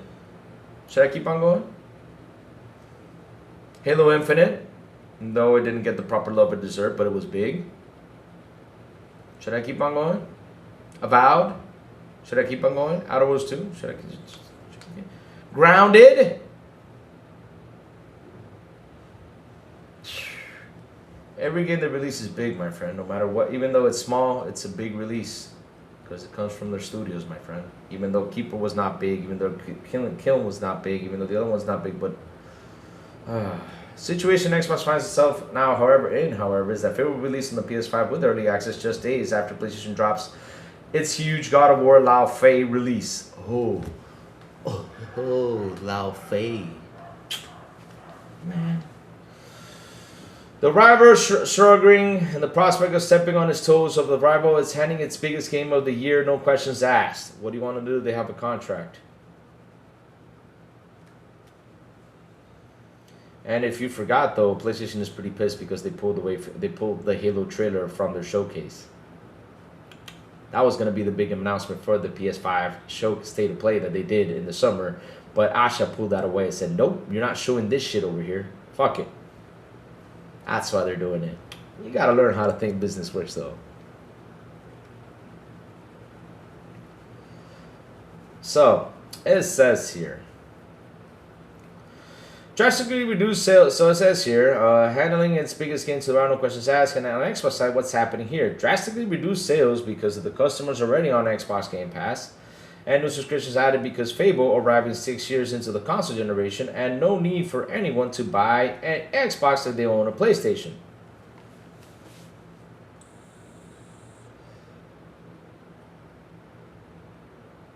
Paul, didn't you see the report that came in from Jez or for Windows Central, which I'm gonna go to it? Watch this, Paul. I'm gonna shut you down in just a minute.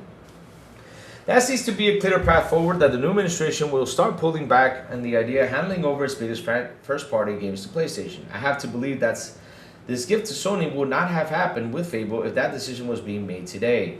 But this is a separate, likely the harder issue is parsed when it comes to day one game releases, Xbox Game Pass releases, a situation that has now stuck Microsoft in the mud with that strategy drifting few sales, few subscriptions, and fewer console sales. The counterpoint, however, is that if you take day one away the counterpoint, however, is that if you take day one away at the point when Game Pass subscribers view as its main reason they have the service, you're neutering that part of the business, even if it's not growing. Now you're starting to understand how business works well.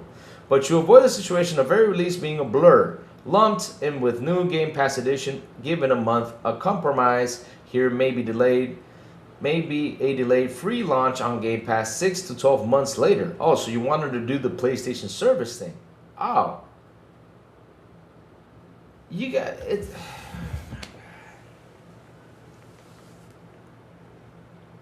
That's what's happening on Call of Duty new game release is being added to Game Pass a year later, so there's nothing to say that couldn't happen with other big games like Fable, but it's too late for that this time. Oh, if it's too late, then why the fuck you writing about it? What they should do is, they should start giving y'all codes. That's what they should do. They should start getting you guys to buy these games, because you guys probably make a shit ton of money from writing these articles. Yeah, that's what they should do. Yeah, Xbox, listen to Crazy Lou. Stop giving codes to these dudes and make them pay for it. Their party review ain't even better. You know why the party review is better? Because now they're not for free anymore. Now they gotta pay for it. And trust me, you do that, and at the beginning they're gonna talk trash, but along the way they're gonna start talking good because they want to get those codes back. That's what you should do.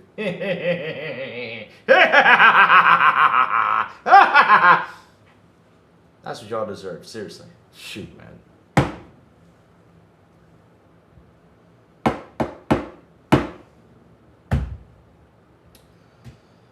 So, Tassie.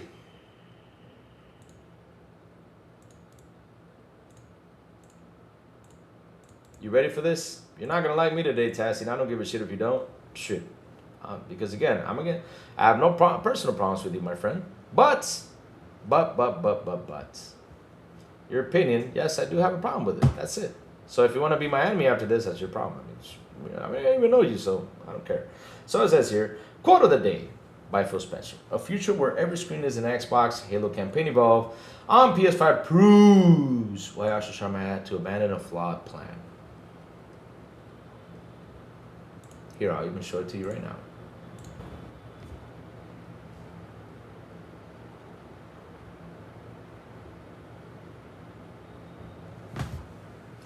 How does the guy go? You know, the guy who raises his hands, you know, how does he go? Look, I even do it. I mean, come on, man. Come on. I mean, you know, the funny thing is, you guys are still not sitting down and not understanding how consumer behavior right nowadays is. You guys have not sat down and done it. And I keep on saying that you guys need to sit down and read the fucking room. Start reading the room and see what the problem is going out there. And you guys have not done it because you don't give a shit. All you want to do is write shit just to get your stuff, you know, in there. That's all you do, just to get clicks, just to get all this stuff. You don't sit there and talk truth when it comes down to this stuff. The consumer behavior is different.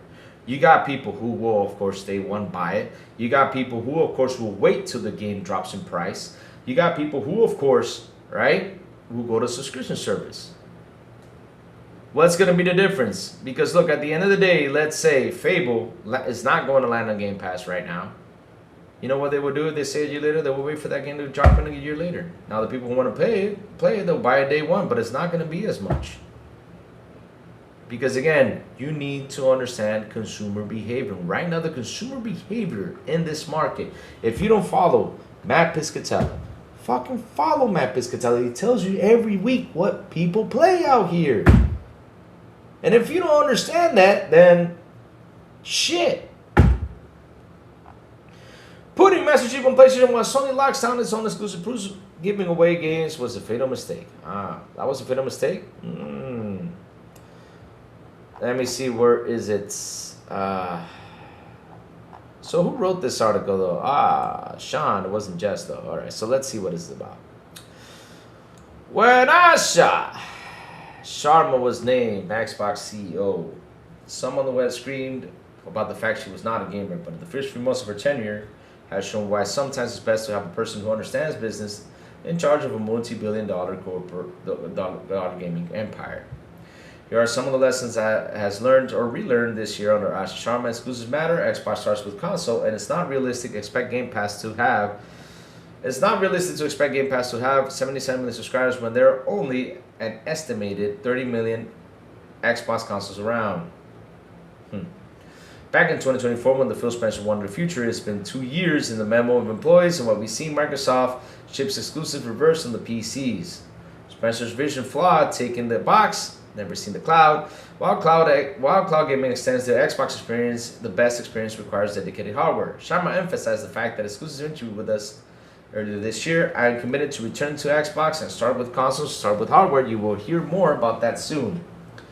Well, the worst is this, taking Xbox out of take the Xbox out of Xbox. Microsoft needs to its console to stand out and make it everything under the sun on Xbox goes directly against that. Microsoft put Halo on PS5 in a move our just called brand suicide. In February 2027, we'll see Fable launch God of War next to Law Fade.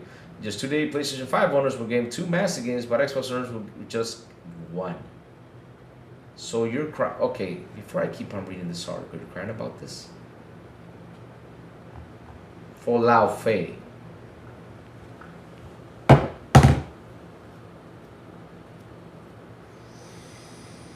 Let me see if they bring up what Matt Piscatella said. This is why I wanted to jump into this. If he's not gonna bring up Matt Piscatella, I'm wasting my time reading this then.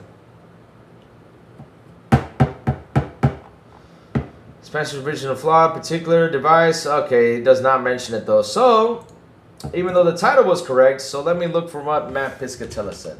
Watch this, chat. Let me tell you why this was a fatal mistake.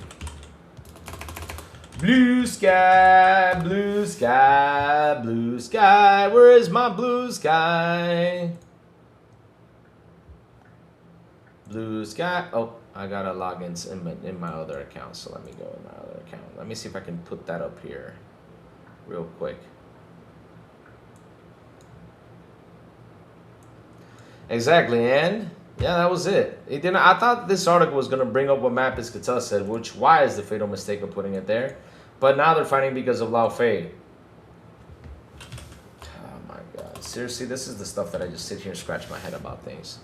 So let me go see where I can get the blue sky pinpoint that I saw out there on Twitter, which was kind of interesting. Hold on, chat. Give me 1 second. Let me minimize all these windows. Let me go to blue sky, and I'll come back to you guys in a second. All right, here we go. Ah, here it is. Okay. Let me grab the blue sky tweets. Bluesky.com. Let me go buy this. Oh, it's not it. 1 second, chat. Let me go get what Matt. Let me tell you why this was a mistake, though. Because incredible. Fucking incredible what I read the other day. And this was basically yesterday. I was like, what? This can't be true, though. But it's Matt Piscatella. You know how he is with that analyzing data with his stuff, though. And this is what Matt said about it. Let me go get it so then I can show it to you guys right here. And this is why it was a fatal mistake. So let's see, though.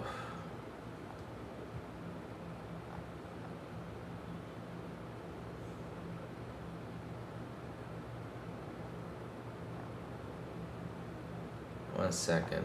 Let me see if I can find it. Let me see if I can find the Halo. Found it. Hold on. This is why it's a fatal mistake. Found it, chat. Found it. Going to post it right now for you guys to see what was said. Let me see if I can get this right here, and I hope this gets shown. Okay, here it is. So, this is what Matt Piscatella says. According to Sakana's player engagement tracker, on July 20th, campaign involved rank 4 in the US DAU on Xbox platform. 8% of total players on that date launched the game, while placing at 14 on Steam, 2 of actives, and 29th on PlayStation, 1% of actives. You guys seeing this? This is Matt Piscatella with his data shooting. So yes, it was a fatal mistake dropping it in there, because here's the thing what you guys are saying though. I understand the brand suicide thing. I get that, right?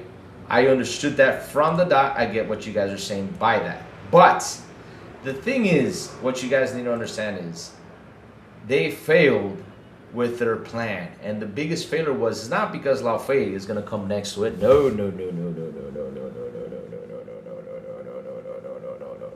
It was not because of that. The failed problem was that these guys are not buying the Xbox games. So, like I was saying, if you don't learn consumer behavior and what's going on out there, which I've explained it 1,000 times here on this show, because I know what's happening.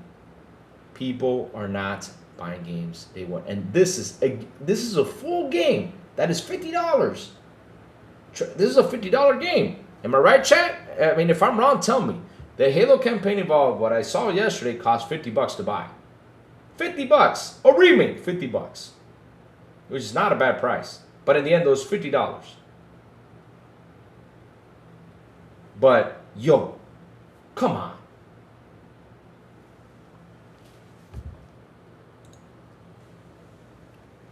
Come on. If you don't know what's happening, man, seriously, you need to read the room before you write all this stuff. And the thing is, you want to get the clicks. I get it. You want to get those clicks in. I get it. Go ahead and get them.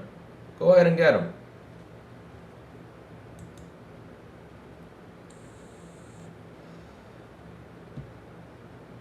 Miss Hunter looks great, but the extraction of the ring, really? Wow. Texas Runner have 2 games in one day. Wow. Normally we get 2 each year, laugh out loud. What's the problem? Exactly. It's like I was reading this article hoping that they were going to cover the 1% thing that Matt Piscatella said. That was actually, that's why, for me, that was a fatal mistake for them to port those games over there, because why? These guys don't buy these games. All they're going to say is, and this is the funny part though, because, and this is what really, really gets me. You guys write this, and instead of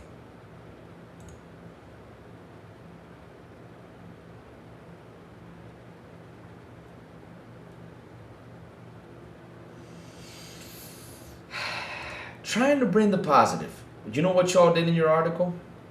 And this is the sad part. This is what they did in the article, though. Watch this.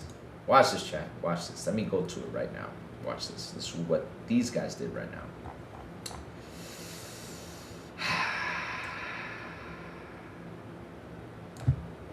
Right there, chat. Let me show it to you. I highlighted it. Perfect context. In just 2 days, PlayStation 5 owners would gain 2 massive games, but Xbox owners would just get 1. Hey.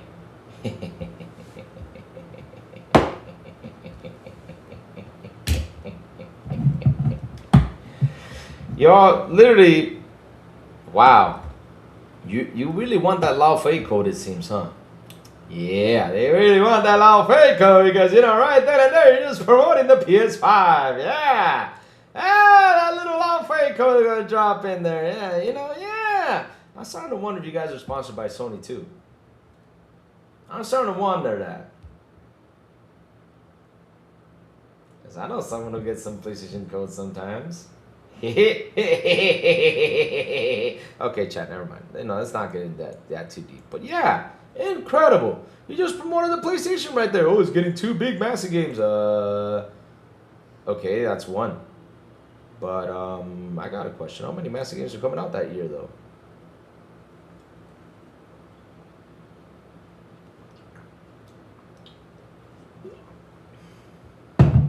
Yes, it does, Iron Man. It looks good. It looks good. So, yeah.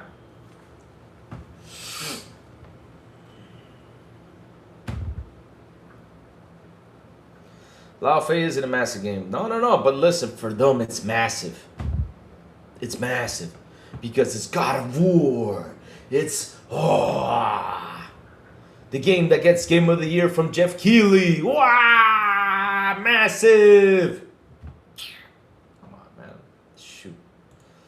Been there, played that. Give a shit anymore. I didn't even give a shit about God of War Ragnarok. And I played the first one and I liked it, but part 2 I was like, nah, I'm gonna go do this one. Should I sell my Series X and buy a PS5 Pro so I can play Lao Fei? Jez told me as this is Matt Brennan.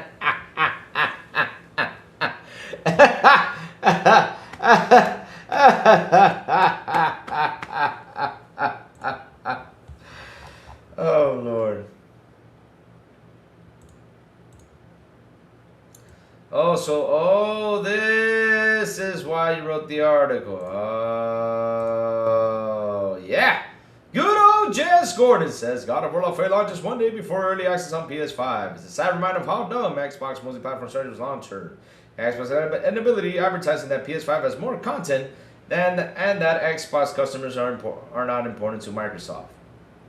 Wow. You said this?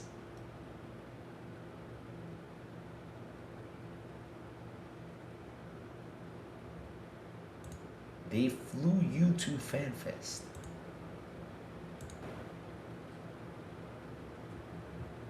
They flew you to FanFest where you sat down and talked to these guys. They flew you into all this stuff. And this is what you said because you literally just promoted PlayStation because you're aggravated because it's getting 2 massive games. As you say. Yo.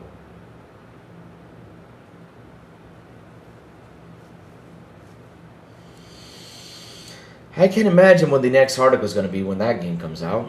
And you're going to see start talking, start trashing what happened there. But here's the thing, though, you need to understand. You don't need to tell us anymore how bad the strategy was because we already know.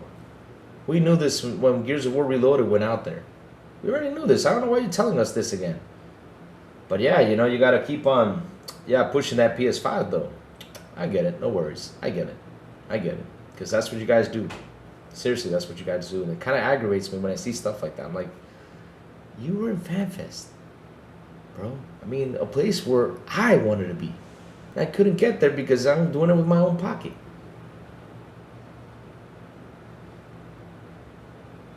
You got an interview with Asha. Day 1, pretty much. Which you got destroyed by, what's this dude's name? I forgot from Kinda Funny. That dude. Which you got destroyed by him because of the interview you had.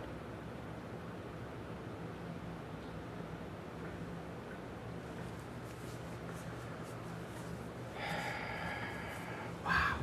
Okay. All right.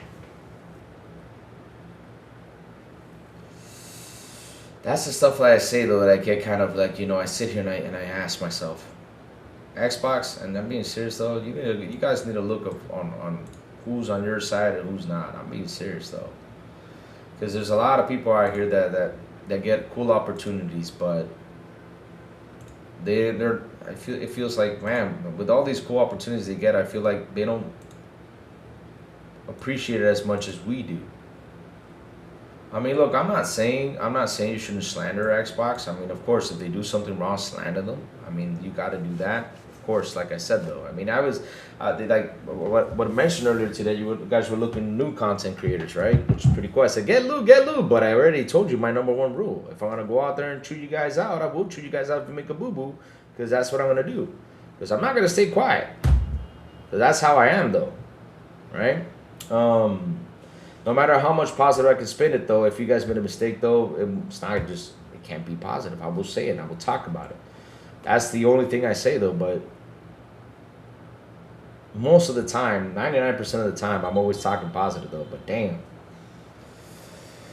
How these guys get angry for the simplest of things. For the simplest of things. You know what that tweet should have said? Okay, you know, Lao Fei launches, you know, close to Fable. Okay, what should have said is, I hope that Fable beats Lao Fei. That's what you should have said. You see? That's what you should have said, though. But no, you guys want the route to say PlayStation gets 2 massive games. Right then and there, believe it or not, is how you are the ones that destroy a brand. Because me, if it was my tweet, oh wow, Fable, Lao Fei launches next to Fable. I hope Fable beats it. That's what my tweet would have been. I hope Fable beats it. That's what I would have just said. That's it. I wouldn't have gone on out there and say, well, PlayStation's getting 2 massive games. You know what the person's going to say when they read that tweet? Even Jazz Gordon says, oh, they're going to get 2 massive games over there. Yeah, that's why you can't buy an Xbox. You just demoted Xbox right there. You just did. And right there and there in that tweet, you should have said, well, they get Fable, but hey, over here we got it for $23.99 or $22.99. Well, over there you're paying, what is it, $70, $80? I don't know what the price is going to be. That's what you should have said. But no, you got to mention that. Yeah, you got to mention it. Yeah, you got to mention that. PlayStation's getting 2 big massive games. Let's go. Let's promote the PS5. Yes, we want to save Xbox. We want to do this. We want to do that. Oh, this stuff. Yeah.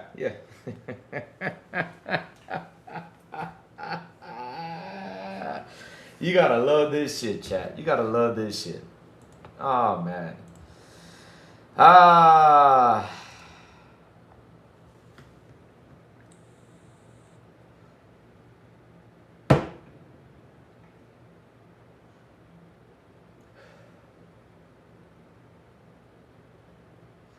We need a bonus step intergalactic.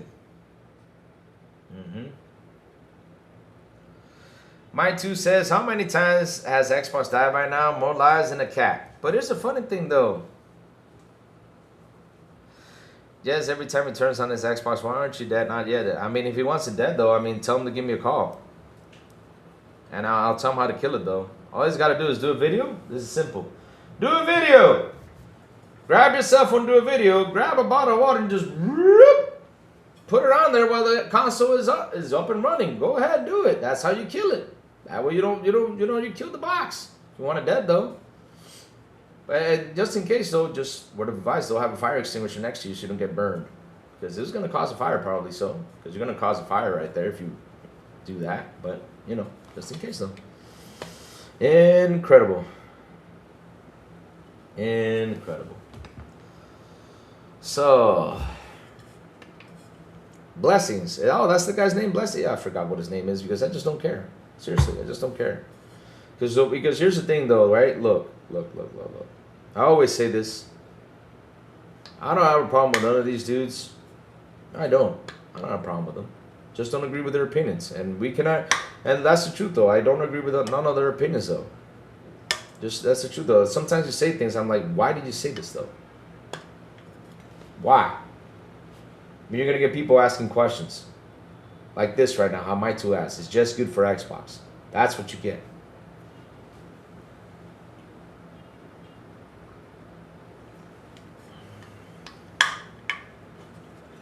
Majority of these dudes needs to, or at least Xbox needs to put them in check though.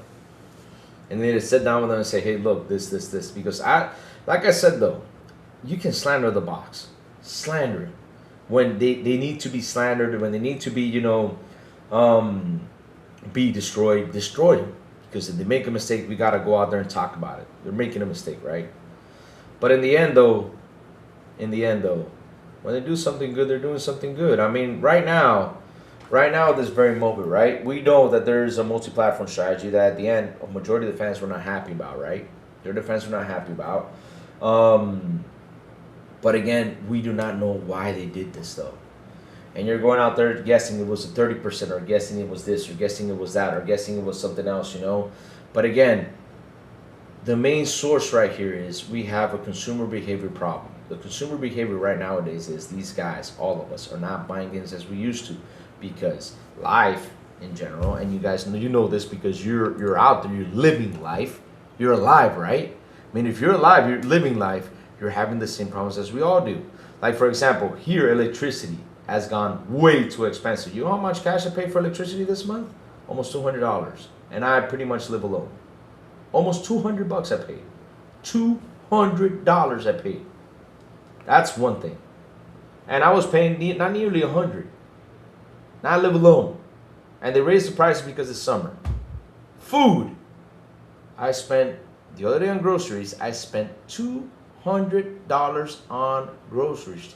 $200 on groceries. And I live pretty much alone. $200 on groceries. That's $400 I spent this month already. Should I keep on going with my expenses? Plus the loan on the apartment, plus all this stuff. Plus the gasoline that has gone up because of everything that's going on, right? Phone bills, all that stuff, internet. It's life. And people right now are measuring what to buy. And not only that, if they got kids, because that's another thing though, if they got kids, us adults, we have to take care of our kids, and then we focus on what we can do for gaming. So yeah, that's how life is right now. Things are expensive, and it sucks, and people are measuring what to buy. And so right now, if you guys look, I'll even post it here on the show again, as we talk about this a lot. You know how I am, guys. I'm always on this on the dot when it comes down to the info, right? Because these guys don't sit there and speak the truth about things, right? I always say this. I have to go find the pin on Matt Piscatella's of what's it called?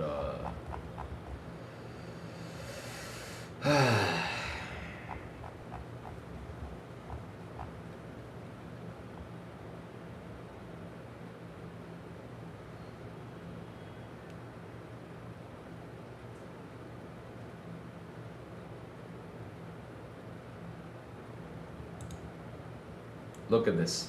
This is not me saying it. Look.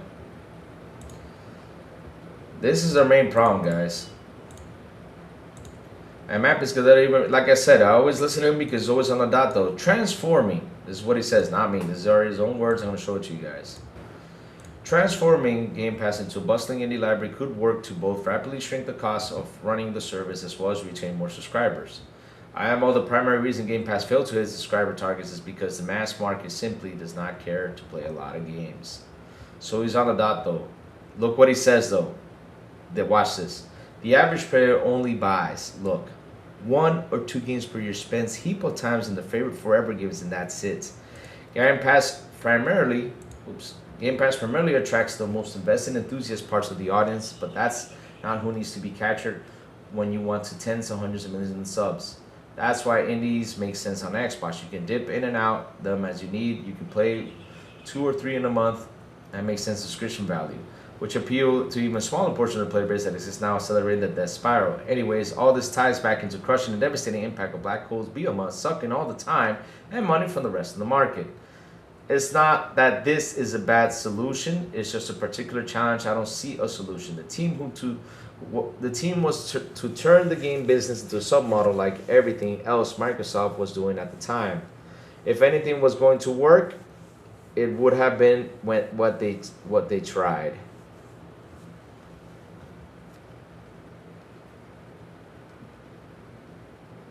So I gotcha. What they're doing with Fortnite may be working to retain part of the sub base, and nothing jumps from top line project spend.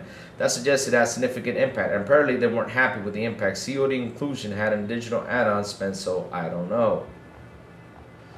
So,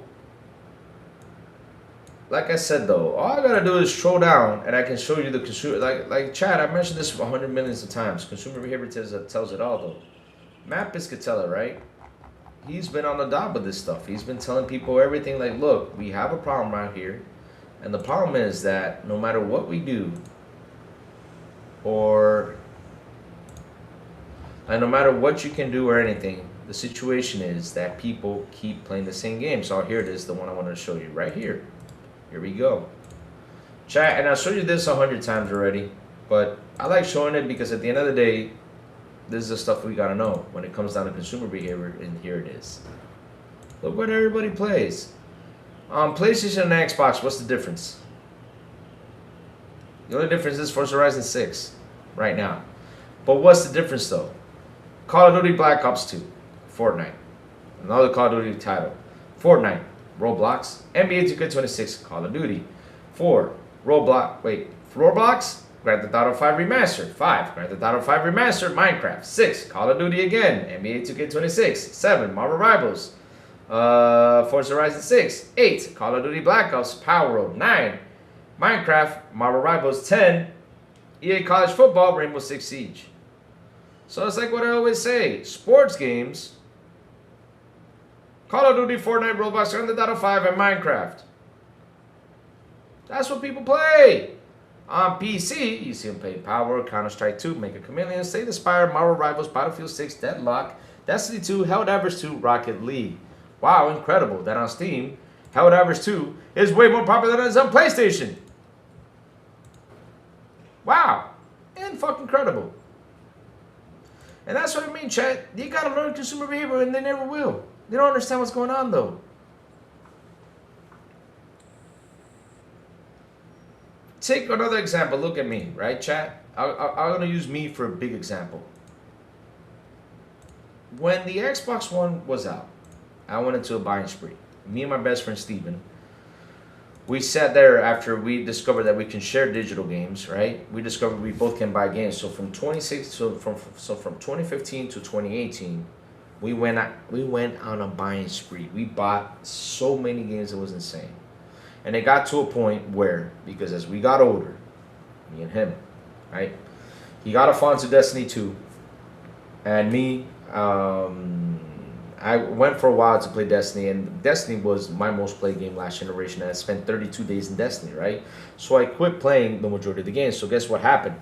Those games were there. And in pandemic times, when we were locked in, I caught up with my backlog. I sat there, started to catch up. Boom, boom, boom, boom, boom. Playing my backlog games. The games that I bought that were sitting there for like 2 or 3 years without being touched or actually launched. It was installed in the console, but I didn't even launch them or play them or nothing. I still have games that they're still there that I need to play, that I'm waiting for the time to play, right? But during pandemic times, I caught up with my backlog. Now I have a backlog, a big backlog, and what did I do? I quit buying a lot of games. Why? I quit buying them day one because I said, okay, why should I buy this? Because at the end of the day, though, I'll just wait till it reduces. Now, if I'm really hyped for a game, like take for example Jedi Survivor, I wanted to buy it day one. But when I saw that Jedi Survivor had some performance issues, guess what I did? I waited for a sale, and I bought the game on sale. I bought it, and the game came out to Game Pass, but still I bought it. Like 3 or 4 months before it came to Game Pass, I bought it because I really liked the game. I bought it on sale. That's right now the consumer behavior. The consumer behavior is these days that people, they see a game and they have this game to play right here that gives them all the content in the world and does not stop. They rather wait so they see that game on sale and they pick it up. Even though the game can launch at a perfect, beautiful state, people rather wait for a sale. That's how it is. And if you guys have not learned that, then I ask myself right here, what kind of journalists or bloggers or whatever you guys are, what kind are you? Because if you're going to do reporting, be spot on with the reporting. But no, I mean, there's a lot of places where you can collect data. Just like I do. I collect data all the time and I show it on my show. But enough of the rant, chat. I'm done ranting. It's too much. It's ranting, but at the end, everything will stay the same and everything will keep on going the same way. But hey, keep on doing it. Because at the end of the day, though, I'm going to keep on slandering it. Go for it. Go for it.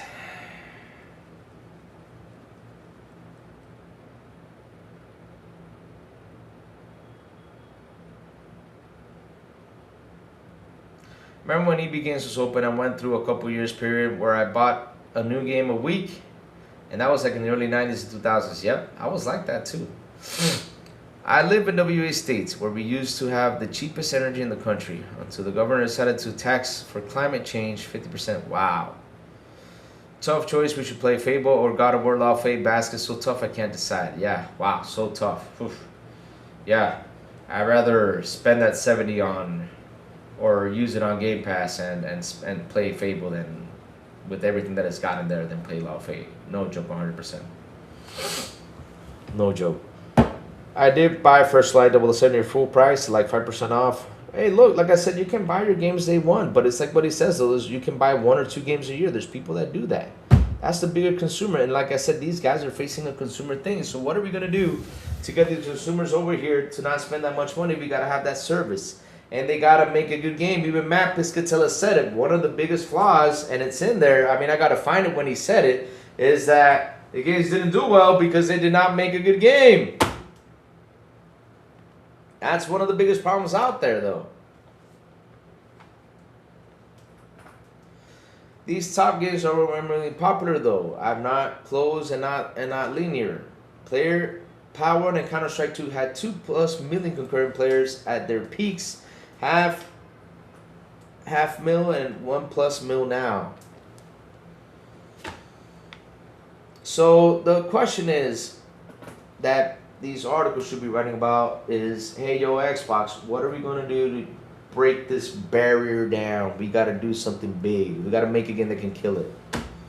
They made Keeper and Kill. Exactly. There you go, man. And this is why earlier I said Asha was nice, though, because they did not want the PR nightmare. But I know that Nadella deep inside wanted to say, kill them off, business-wise.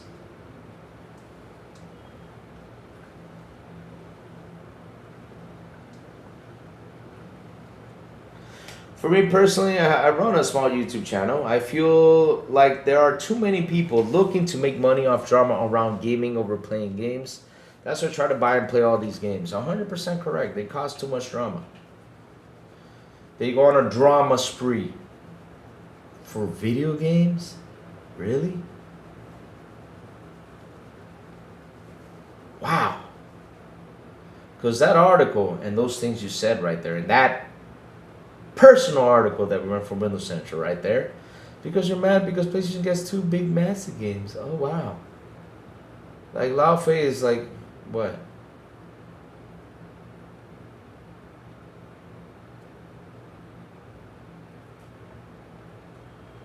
Lao Fei. Wow. How many times have we played this God of War game already? We played it too. The only difference is now is a lady with a sword and a cube running around. The other God of Wars was Kratos with a kid. We've been playing these games already. Come on, man. I feel like just make up rumors in order to farm the engagement. Yeah, I mean, it's what's happening though. People get too much into feelings. Like, look, right? Here's the thing though, right? Why do you think when we talk the physical thing, the physical versus digital thing, the disc and this stuff, like people want to like prove to me several times that, you know, you get the full game in there, you can install it offline, you want to prove me something that I know how it works because I live in a country where people love to pirate stuff, right? And someone explained to me what's going on with that, and I understood it. It's that simple. People want this thing to be here. I get it. And I'm not trying to say physical go away. No, I'm a digital guy because I support digital. Because of the country I live in, I don't get games like you guys do day one in a place like that, you know, physical. I wish I could get them physical and resell them that quick too. But that's another story. But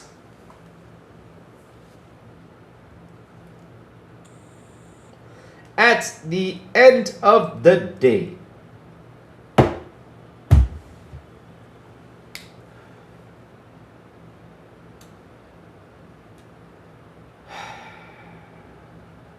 the fight has to be about digital rights. That's what you gotta do. We gotta fight this. That's all. Since you guys here to stop watching a lot of YouTubers, I can't see the stories anymore. I fell out. Really? It's nostalgia feelings. Yep. Did you visit home Black Flag? Not yet, Cage. Not yet. I'm getting there, Cage. I'm getting there, Cage. I'm gonna get there soon. I'm getting there. I'm sure God of War Left will be okay, but it's just the same linear action adventure they make. Very light RPG elements, if you can even call it RPG. That's the thing, though. We've been done and played that, though. And I'm not dissing God of War Lao Fei. I'm not dissing it, because I bet it's going to be a good game, of course, you know. But was I impressed by it? No. Am I impressed by Fable? Yes, because in Fable, there's like tens of thousands of dialogues in the damn game, but you gotta work, you gotta build a house, you gotta get married, you gotta do a lot of stuff in the damn game. There's so much things to do in damn Fable, and your decisions can change things. So you can probably play that game 1,000 times, you won't 100% about it though. You won't 100% it, probably. With so many endings in there, probably, or so many things you gotta change in the game though. Like, for example, if you kill the giant will lay there, and then start to stank up the whole town. That's fucking awesome. Come on, man. Shoot.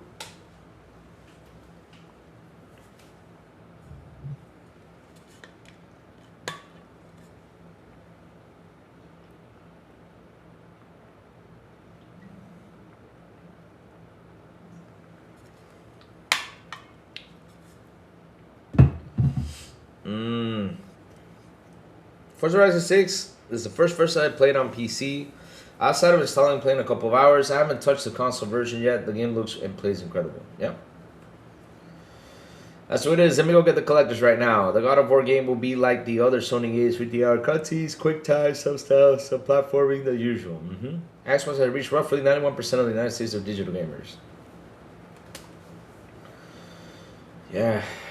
But it's incredible, though, how they bash too much Xbox. And I sit here all the time, I look at them like, why are you bashing them? Why are you bashing them? Why are you bashing them? Why are you doing this? Why are you doing that? Why shouldn't Steam be on Xbox? Why shouldn't they do this? Why shouldn't they do that? Why should this be? Why should this not happen? Why shouldn't they do this? Why they do this or that or whatever? Come on, man. Minnesota and MS are way too deep with AI bubble. Everybody, no. It's not them only. Everybody, all these big companies are way too deep in the AI bubble. They are way too deep, though.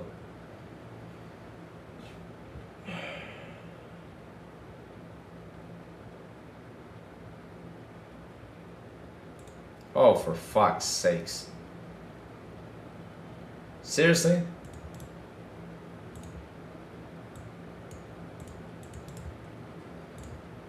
See what I mean, chat? See what I mean? See what I mean? Game Pass was supposed to be the all-you-can-play subscription service that put Xbox on top after a disastrous generation. Instead, it's a failure that's threatening to ruin the company. Dios mío.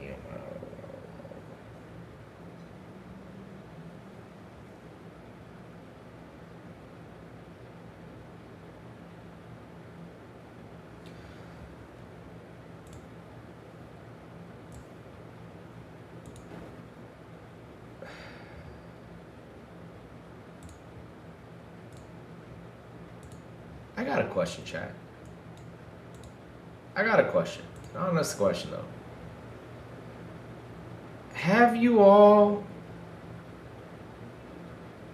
gone out there and had a complaint or said F you to Xbox or said about something about Game Pass compared to the physical disc situation that's happening out there? Have you all done that to Game Pass, though? Am I missing something?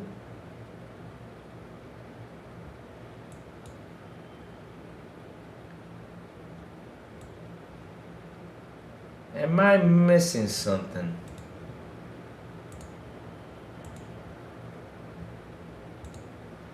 Because the hate for the physical games, for me, is way more bigger than the hate of Game Pass. What I'm seeing is that these guys want to try to deviate the hate.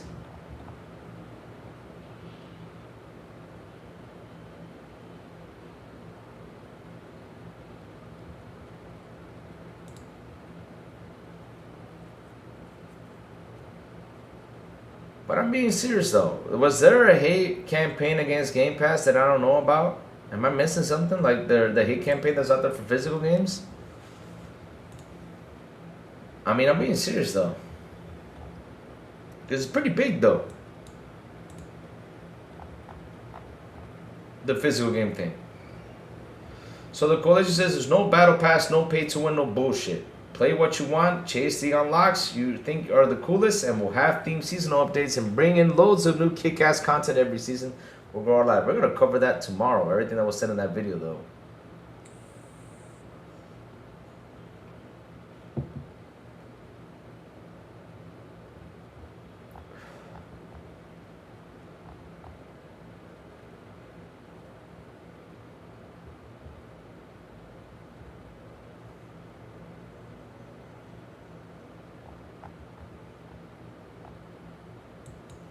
But yeah, it's incredible. I mean, one company is frying, blowing up because of the physical thing, yet they want to go ahead and try to bring the hate towards Xbox. Like, what? I got a question. What has Xbox done so wrong this past couple of weeks? And it's incredible. Like, look, let me tell you something, chat. When the price increase came, I felt negative here on the chat, right? I felt a lot of negative. There was only one person out here who was debating me the whole conversation about the $30 price increase, like saying, oh, they need to keep Xbox alive. I'm like, well, you know, there could have been other ways, right? That brought in the argument, which is okay, because I don't mind that when people want to debate me, it's cool. I don't got a problem with that. But the only thing I felt negative was like the $30 thing that happened with Game Pass, right? I felt it, right? That negative side of Game Pass, right? I felt that. But after that, though, for the last 8 years in Game Pass, right? For the last 8 years that Game Pass has been out there, or 9 years that Game Pass has been out there, not one negative thing I've heard from the Xbox user about Game Pass, though.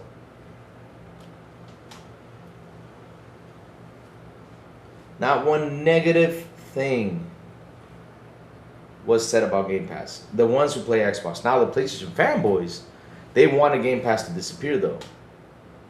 Louis is a master debater. Thank you. Thank you. Yes. I am a master at debating. Yes.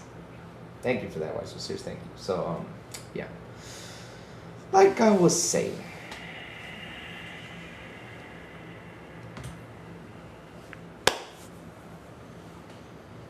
After that, though, I never heard anything wrong with Game Pass. I mean, we were happy with Game Pass. We were just talking about what games were dropping.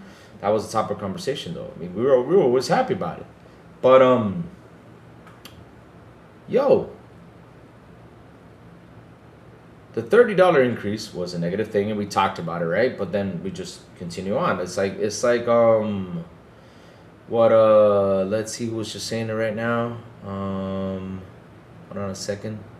I just read that though. Hold on, chat. I just read it.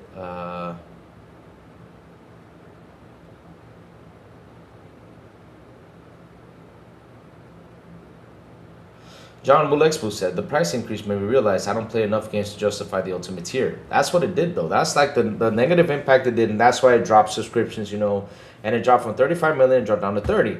That was a negative impact behind Game Pass, right? That was a negative impact. That's what only got. But we did not see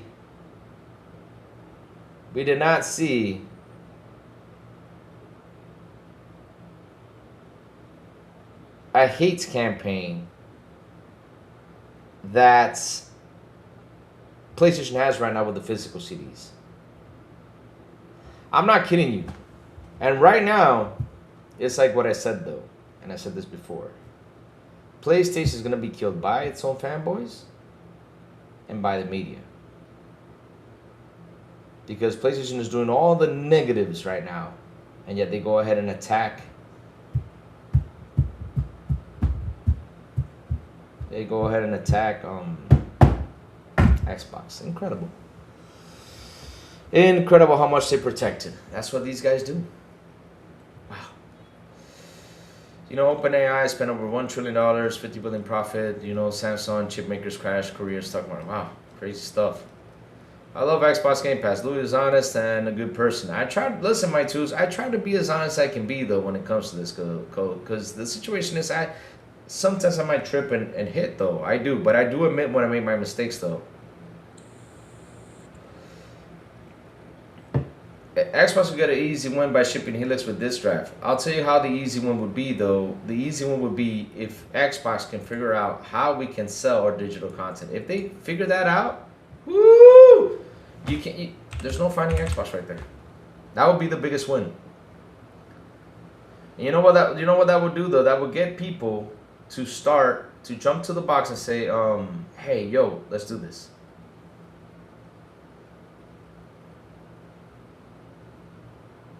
But like, we can sell our content over there. We don't have to hold off and have a big digital library. We can sell our digital library though. Get rid of some old games we don't want. As Why So Serious said, my leftover games. Thank you for that, Why So Serious. You broke my heart that day. You said all my games were bad. Thank you, Why So Serious. Yeah, I bet you got some leftover games too. I bet you do. And some pretty shitty games too.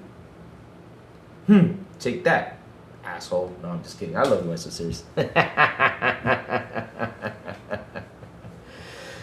Oh, Lord. MS Rewards took away my 400 plus day streak this week. I'm not happy. No! You see, that's something worth complaining about. See? That's something we're complaining about. Taking away my rewards. No! No! No! Could do something like Steam, selling digital trading cards and profile customizations. I got T-Mobile and Xfinity. B, what are we going to do with the damn T-Mobile and Xfinity? Why are you telling us this? What are we going to do with that shit?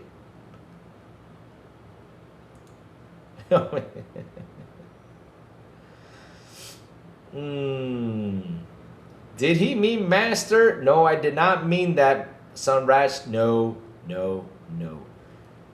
Why So Serious says I was a master in debating, not the other thing around. No, I never said that. No, not yet, Harry.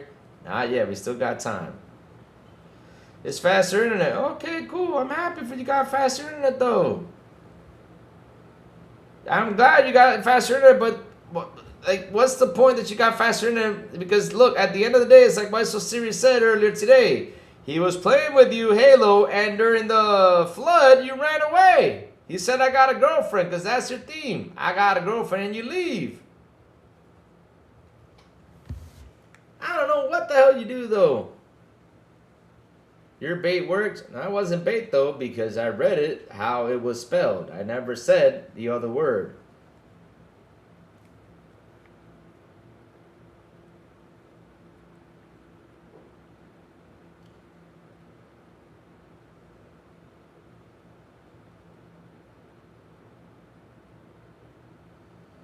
He not lying. That's the thing, though. Like, what's the difference? Big B, listen. Listen, Big B, listen. You can have the biggest internet thing right there that you can have 3 billion gigs of internet, right? You can play with anyone and still admit you play the game for 2 minutes and then you say, I got a girlfriend and leave and come back an hour later. I hope Why So Serious kicked you off the game, though, because seriously, I couldn't do that in Call of Duty. I was wanting to do that, though. Hey, I trained it, it got better than me, and it cost my bait. Yeah, that's what sucks. I hate the whole, you know.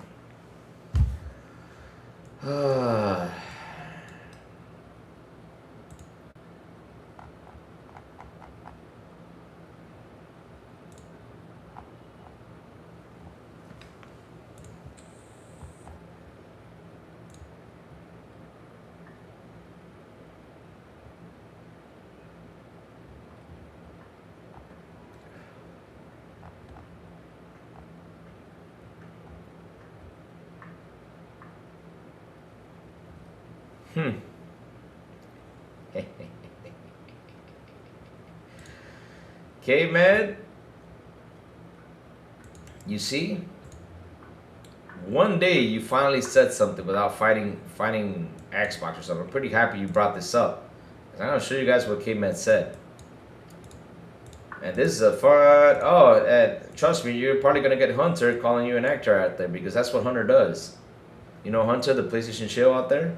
So he does. He calls people bad actors. But look what K-Med said. Uh-oh. They ain't gonna like this tweet. Sony wants to kill physical games by 2020 and move everything digital. Meanwhile, their track records include, watch this, 77 million accounts breached, 23 or 24 days of complete PSN blackout 2011, 171 million hits, system wiped in the 2014 Pictures attack. When a network dies, so can your access. Physical disks don't care if Sony servers are on fire. There's a company asking to trust them with 100% digital ownership. Wow. And you forgot the rest, though.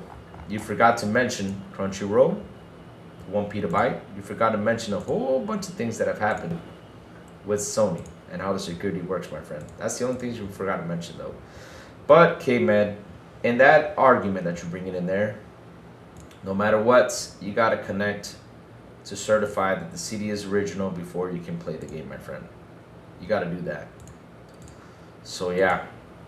And even though there could exist, as Light always brings it up, and I'm going to say this, even though there could exist a game that you can probably install it offline and play it offline, even though they can exist, it's not all of them that can do that. Because at the end of the day, they need that certification to run the game. Yes, I did see that. Yes, I did. Yes. Got a new job without AI and love it, so all good. Oh, alright, so you're good? Okay. Whoo! And happy birthday to, what? Talos. Happy birthday, homeboy. Happy birthday, happy birthday, happy birthday, Talos, the man with the ray. Happy birthday, Talos. Hope you have a nice birthday, my friend. Hope you can have a pizza party. And if you're going to have a pizza party at home, make sure you get them candy bags. Without a birthday without candy bags, it ain't a birthday at all. So yes, have fun on your B-Day, my friend. Seriously, enjoy it. 100% go for it. Have fun, buddy. Have fun. No joke. Forgot to sing a happy birthday song here. Yep. Is the Blade game canceled? I do not know. And I hope it's not, though. Because it would be bad PR. Yes, let me go get the Halos Collector's Edition out here. Yo, I'm concentrating on BO2 over here.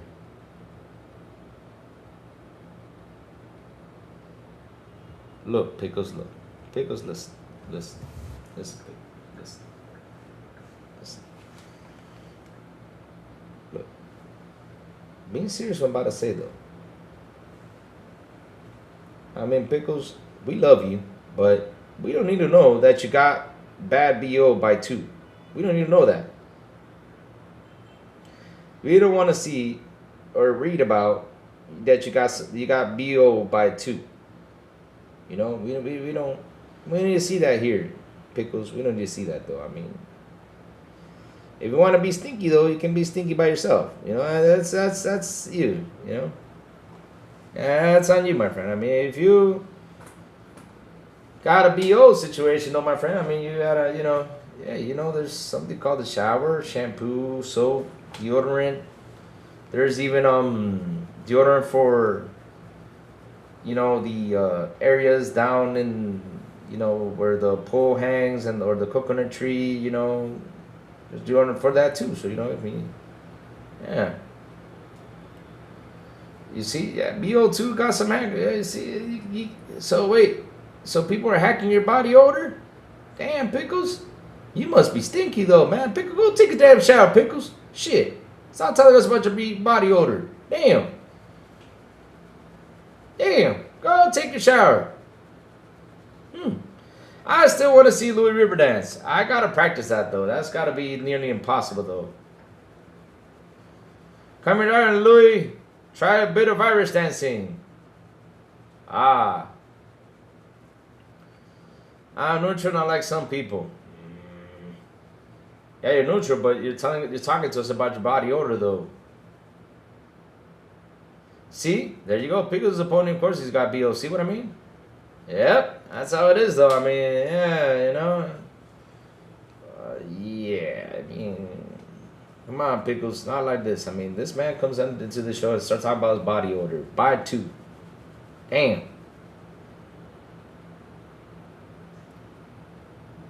Go play some Indica. Okay, me play some Indica. I already finished that game. What am I going to play, though? I have a 4-hour video of Indica. I don't need to go through that shit again.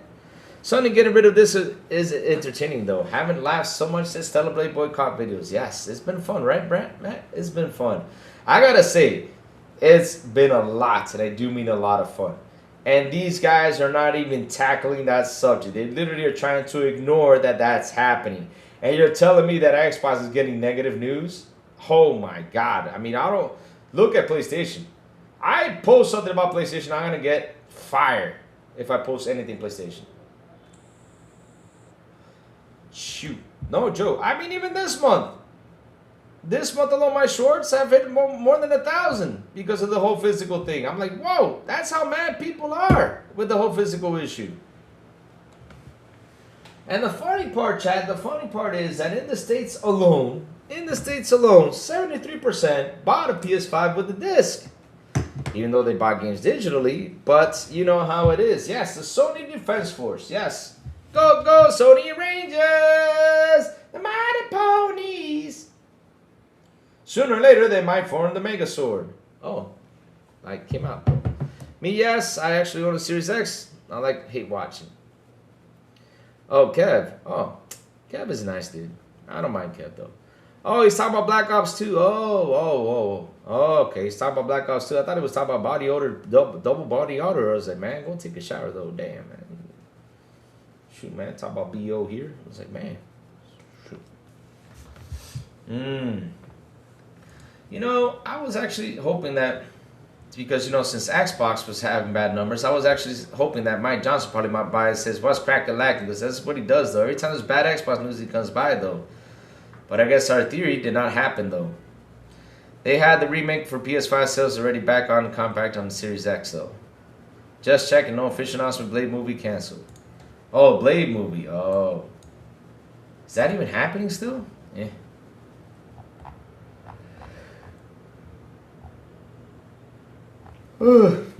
Let's see, though. What is happening out here? Let's see what's happening out here.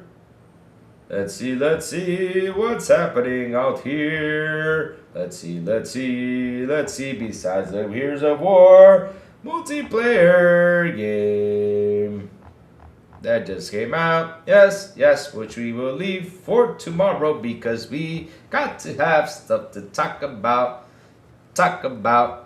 Yeah. Your theory about them hating Game Pass but get codes is 100% legit. No, not my. Listen, bro, I am not stupid. Because look, it pisses me off, Cage. They want to go ahead and kill something that we are all enjoying, but we are paying for them. We are paying for them in order to be enjoyed because either way, though, we're paying $23 a month to play these games. We're paying them. And if we like the game, we go ahead and buy it. We have the option to buy it, right? That's what we do. We love doing that. And then they have a cool early access thing. Like, for example, what if Fable says, hey, you're going to get the He-Man sword, for example.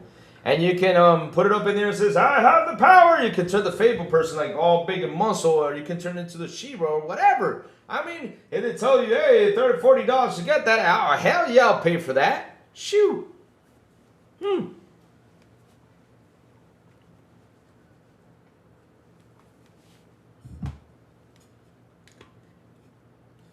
Damn, Ubay. Wow, Ubay, that was Ubay.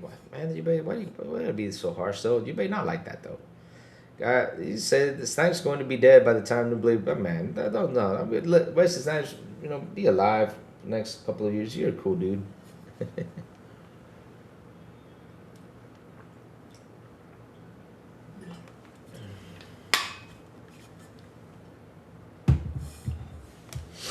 They could have just released Halo MP into Halo C Remake. I agree, they should have done that. But hey, we don't control that, my friend. We don't control that. They do what they gotta do.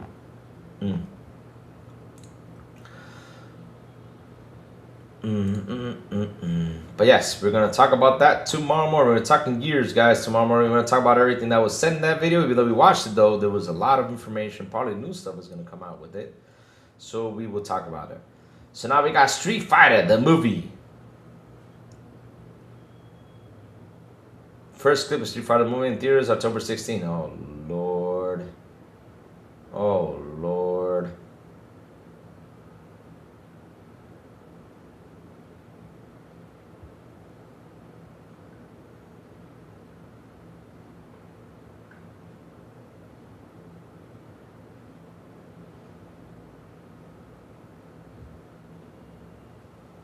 Who the heck is Blanca, though?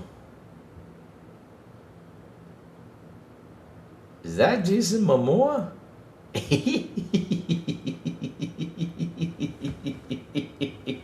Yes, it is Jason. No. I knew you were going to show that clip, because if I do, that will get the biggest copyright strike. You showed the movie, yes, it made copyright strike. Yeah. Yep. Aaron Greenberg says, return to Xbox, return to Gears. Gears of War E-Days must have been another level with Horde Sage. And brand new 12-player evolution of the classic wave-based survival mode. Sweet. I can't wait for it. Oh man, I can't wait to talk more Gears about it tomorrow. Woohoo. That's Creed Hexes. It's 1 year away. Sweet. Cool.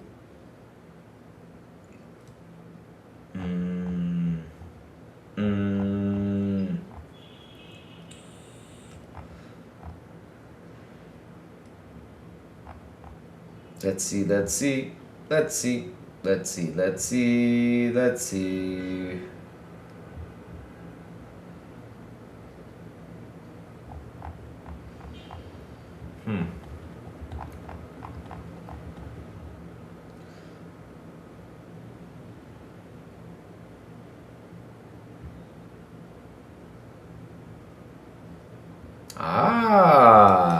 Xbox Game Pass hit Wu Chang Fallen Feathers is getting a sequel led by original director. Sweet. That's going to be cool.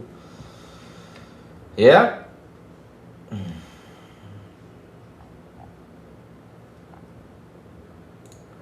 So Greeny's still there. I haven't heard from him quite a while. Cool dude though. Shared a beer with him in Cologne some years at Gamescom. I need to go to these events, guys. I need to one day take a trip and go to these events. Seriously, I do, chat. I do. So I think that's the news for today, chat. Anything you guys want to cover though?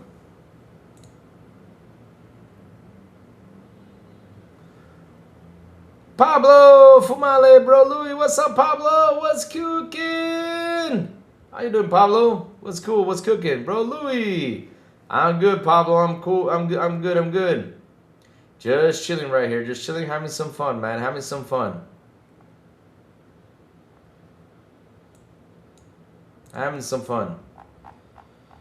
But yeah, sorry, Chad, I went on a rant about the whole code thing, but it's tiring though how these dudes always want to bash Game Pass and how they want to throw it down the way, yet these guys get codes and they play the games and they're like, oh, I played this, oh, I get my review is this, oh, this game is great, oh, yeah, you know how it is, Come on, man.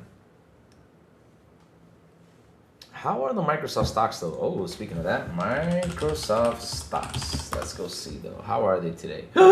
They went up to 450. Oh, fucking awesome. Let me write to my father real quick.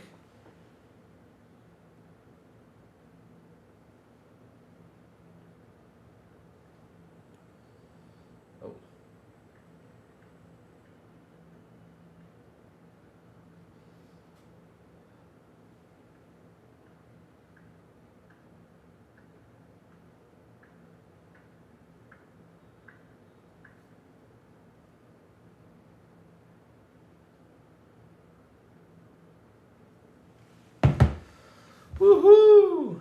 Yes, let's go. Let's go. I am happy, Chad. I am happy. Woohoo! So let's see what else is cooking. Let's see what else is happening. Yeah. Let's see. Anything, you guys? Will the Purple Boy Lewis with a $2 super. Cha-cha-cha-cha-cha. It says here, just a quick something. I sent you a message, Louis. Okay, I'll go get it. I was a random too. I'm sorry, Chad. Huh? You're Tom Holland? Who bashed Game Pass? Who does not bash Game Pass every day? IGN just bashed it today. Paul Tassi bashed it today. He said that Fable will be the last straw for Game Pass. May be the last straw. Man, shut the hell up. I'm tired of that shit, man. Shoot. And, and of course, someone mentioned earlier, Crazy Louis, I'm rich now. Big B, listen. I don't know how you can be rich when you took 3 years to save up for Grand Theft Auto 6. So I don't know how you rich though, because you mentioned that a lot. I don't know if you were saying by penny, by cents, I don't know how you were saving, but you were saving it to buy that though. I'm starting to ask questions about that though. I don't know how I made money, baby, but yeah, you know.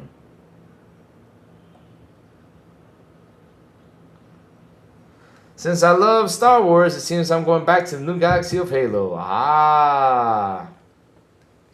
Paulo going back to Star. Oh, nice. I try to tell you.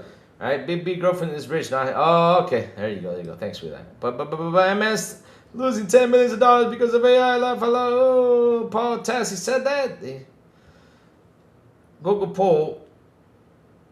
But again, I went on a rant Google poll about how these guys. Like, look, these dudes that love to check down Game Pass, right? I'm like, bro, you guys get codes. Chat, do you guys get codes? Am I missing something? I mean, 54 people in here. Do you guys get codes to play the games? To review? Do you guys get codes? I mean, I don't get codes. I don't want to get codes either, because if I get codes, and I have to review them, and I don't have the time to review them, though. But, and at the end, I will have a subconscious and will like to resell this thing, because I know people like to take advantage of stuff, but no, I mean, I would like to, if I get a code, I want to buy one, though. And like I said, I'm pretty close to a lot of people in the industry, though, but I'm like, give me code. No. If they give me something, I'd love to get something back. That's how I am, though. That's how I mean. I mean, I've had indie developers give me codes for games. You know what I do? I give stuff back to them.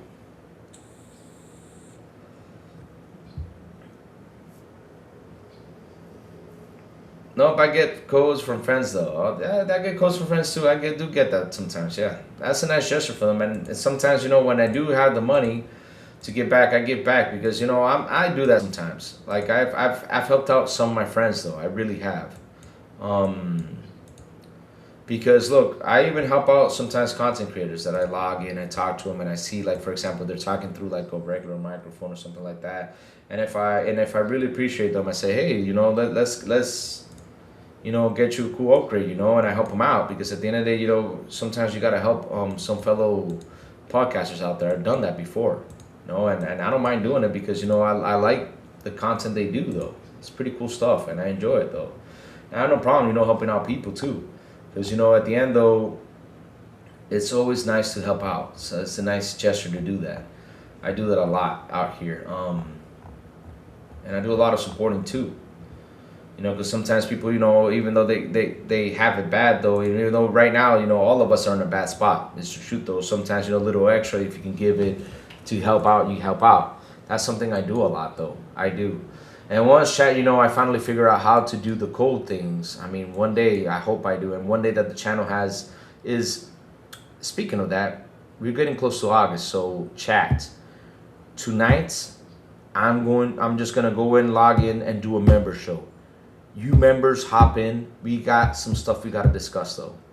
Because YouTube is trying to implement an increase on members. And I want to know if it's okay, I don't know how I'm gonna fight this, but I don't want you guys like to be forced to spending a lot of money to be part of membership. So I want to keep the membership as low as possible. And if you guys are okay with that, cool. Because I don't like to over budget stuff just to get more cash. I don't like doing that. I don't like to abuse people's wallets. So I'm not like that. So tonight we're gonna do the member show. I'm gonna log in real quick and do it. It's gonna be like a 10-15 minute show. So members log in. I'm just gonna go in and show it and I'll delete it forever because at the end of the day I just wanna be honest with my members so they can see what's happening and see what's going on because YouTube keeps on telling me this. I'm not kidding you. They tell me all the time, hey look, you know, this is happening. You know, this is happening. So just let you guys know about that. So we can fix the prices tonight together. So that way, you know, you guys are not affected as much because really I don't, like I said, I don't like to take advantage of people's money like that. So yeah. Like I said, once I got the codes figured out, I'm going to start giving codes back, you know, one day. Do a code show or something like that, you know, something like that, though. So, yeah. Yeah. Me rich in Game Pass? Yes. You're rich in Game Pass. Oh, okay. Okay. All right. I'm about to open the game now. What to play? Halo. Ah, shit. Wait, so you're telling Why So Serious you're going to start playing Halo, but yet you're going to leave Why So Serious playing Halo alone? Help me bury PlayStation, Louis. You are gaming? That's... You don't need my help for that. We don't need to do it. You are gaming. They're doing it to themselves, though. So why want to bury it when it's burying itself, though? Well, let's talk about crazy. So what I'm talking about is that, look, I'm going to read what it says. And tonight we'll take a look at it. Members only. So it's going to be members only show. It's going to be 15 minutes and I'll delete it forever. It's just to talk about the pricing. So when I go to YouTube right now at this very moment, YouTube says this. And I want to be clear with my members, though, because I don't like to abuse members. This is what YouTube is saying. It says here, hold on. Oh, it's not there. Uh-oh. So by August, YouTube was telling me here something about the members. Hold on, I need to find it though. I don't know where it is. I gotta look for it. After I end the show, I'm gonna look for it. So YouTube sent me a message out here in the membership, and I even talked to Lemon on this online. And member said, no, I'm just gonna keep it in the minimum though. And yeah, so I want to go out there and talk to you guys, you know, just in case, because like I said, I don't like to abuse people for that people want to pay, because if they pay for the membership, I really appreciate it. And that's a nice gesture from you guys. I really do. But I don't want to go in there and be like, okay, YouTube is trying to force this. Is this okay with you guys? You know, I want to put it in a stable spot where you guys are not affected as much, because I really do hate that increases are coming. And I want to be honest with my members out here, because I don't want to be like those dudes who just say, okay, since there was an increase, you know, and the minimum is 2, I want to put it to 5. No. I just want to be to see if you guys are okay with it, you know. So yeah, we are gaming. Yes, they are doing it to themselves. So we don't need to do that work, my friend. We don't do that work because we are gaming. My saying is this: the thing that's gonna kill PlayStation are its fans and the gaming media. Gaming media by protecting it too much, and the fans because they're so easily mad about things. It's funny. Why do you think all of us are enjoying this whole why do you think we sit here and we look at this and we are enjoying this whole thing that's happening out there when it comes to physical and digital? We are not mad about the digital because we've been accustomed to digital. These guys have not gotten accustomed to it because they did the whole little CD thing, right? And so yeah, that's what happened though. Yeah, let me go get what Broke Boy sent me before I consider it because he sent me $2 super chat. I totally forgot about it. Let me go into that before we start heading out. But yeah,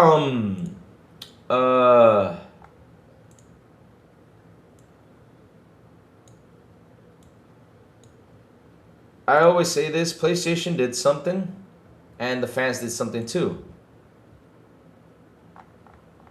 So what happened was, here, let me get this one first, and then I'll get the last one. So what happened was that, remember, PlayStation created monsters with their fanboys, right? They created the monsters with the fanboys. And those fanboys out there were the ones defending PlayStation to the end. Yes, PlayStation is the best, blah, blah, blah, and all this stuff. That's how they were. They defended to the end. But at the same time, the fanboys, they seem to forget something.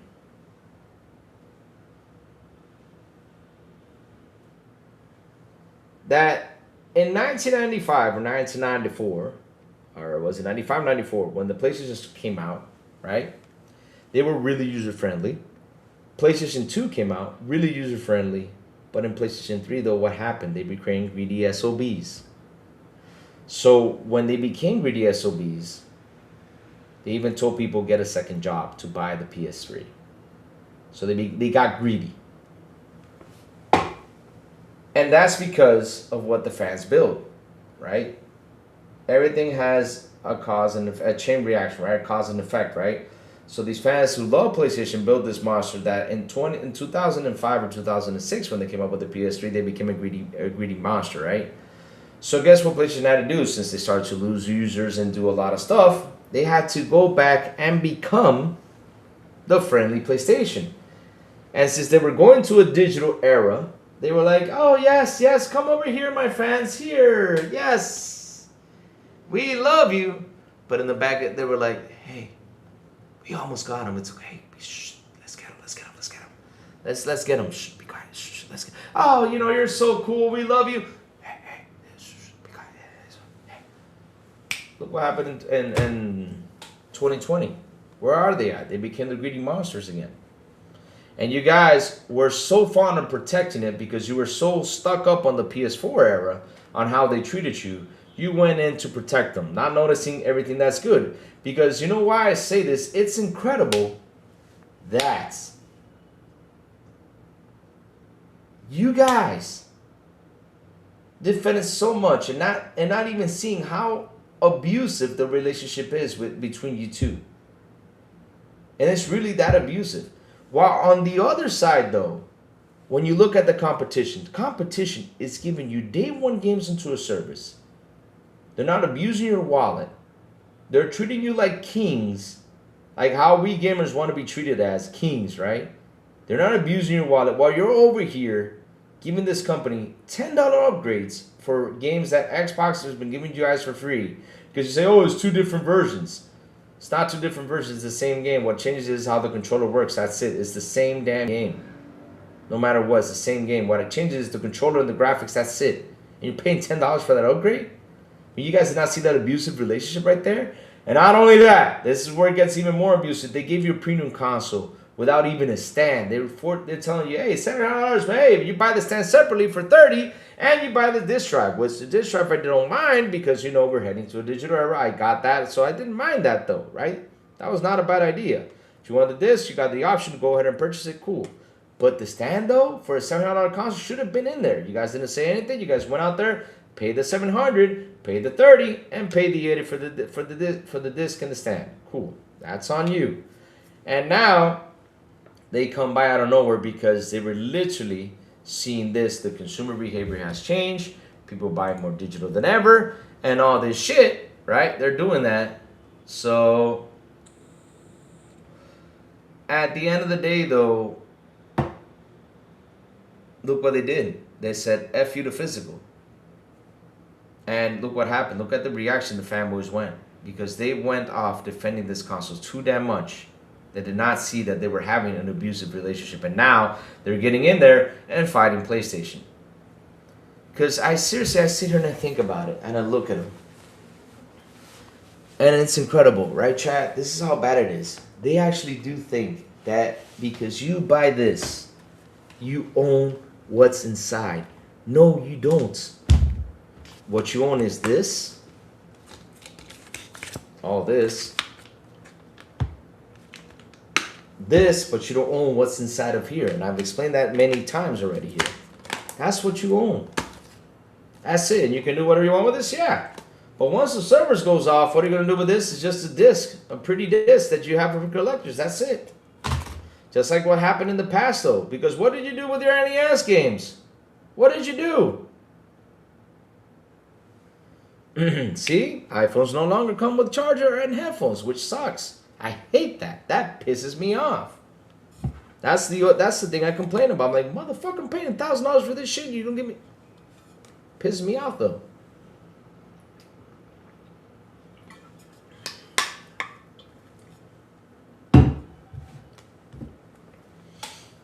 And now, PlayStation stabbed them in the back, and look how they are. Tim, the sorcerer member for 1 month economy class. Thank you, Tim. Let me go get it. Yeah, I'm getting the messages now. Sorry about that, bro boy. Sorry. So, let's go to this one. So, bro boy sent me a message. Let me go grab it. But that's how they are, though. Seriously, that's how they are. They defended too much, and they actually thought that, and we kept on telling them, no, it's not true. You don't own it. I mean, SNES, same thing. Because once the SNES was discontinued, what did you have? A cartridge. And what can you do with that cartridge? Shelve it. You couldn't use it for anything else.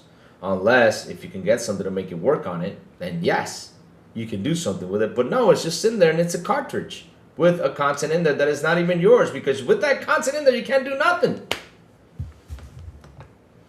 Unless if they emulate it, which that's another story though, but still. So, Bro Boy sent me a message that Halo Original Trilogy Soundtrack Collection 8LLP is available to pre-order in a new Spartan green color, featuring 83 tracks across Halo Combat Evolved, Halo 2, Halo 3, from the franchise's iconic early sounds to the emotional weights of 60 pieces of orchestra and 24 voice choir. Each soundtrack is available separately. Pre-order now. So there you go, chat. If you guys want to listen to music, if you guys... Remember, get that Sony one to listen to physical music. Yes. Hey, I had to say that though. And the last message my brother Bro Boy sent me. Let me go pick it up and post it. All right, Bro Boy, let me go get it. I said I'm getting it. The last message that Bro Boy sent, which is a pretty sweet, because I'm liking this. It looks pretty cool though. So here we go. It appears, my friends. It appears that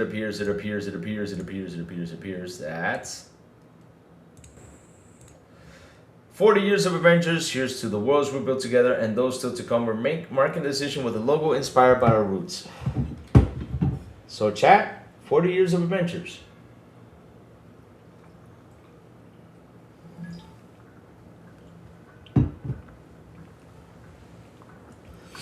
Bethesda Software's EST 1986. That is fucking awesome. I like that logo. Put it in big screen.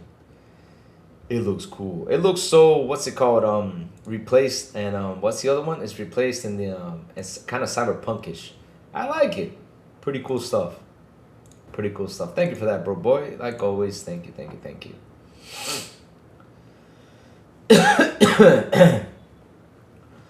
So yeah, chat.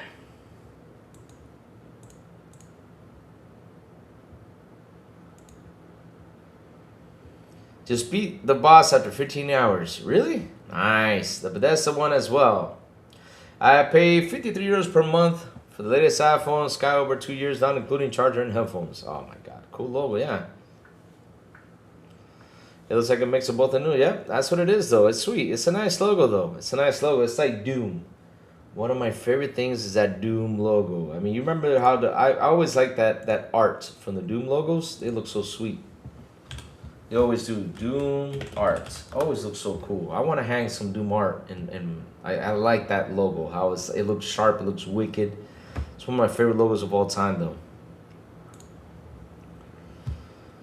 But yeah, it's a nice logo, though. It's a nice logo. It's a nice logo. So chat, guess what? Listen up, the crazy ones gotta go. Remember, chat, tonight we're gonna have a members meeting. We're gonna go in and dissect the membership. I gotta go in and see how that works because yeah, at the end of the day though, I have to see though. I have to see how that works though. Oh, here it is, memberships. Yeah, here it is. It says here. Let me see. Where's the prices though? How can I switch the prices? I'm gonna have to search for that, chat, before we do the member show, yeah. So chat, like always, before we all go, tell me what you've all been playing, chat.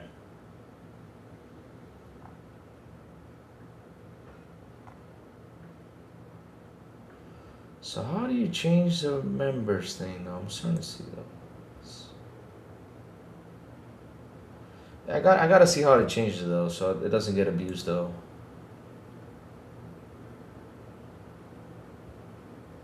I gotta look for it. Yeah, I gotta look for the pricing though, so we can fix that later on. But what y'all been playing? What y'all been playing, Chad? What y'all been playing? Halo 5 Guardians, nice, good game.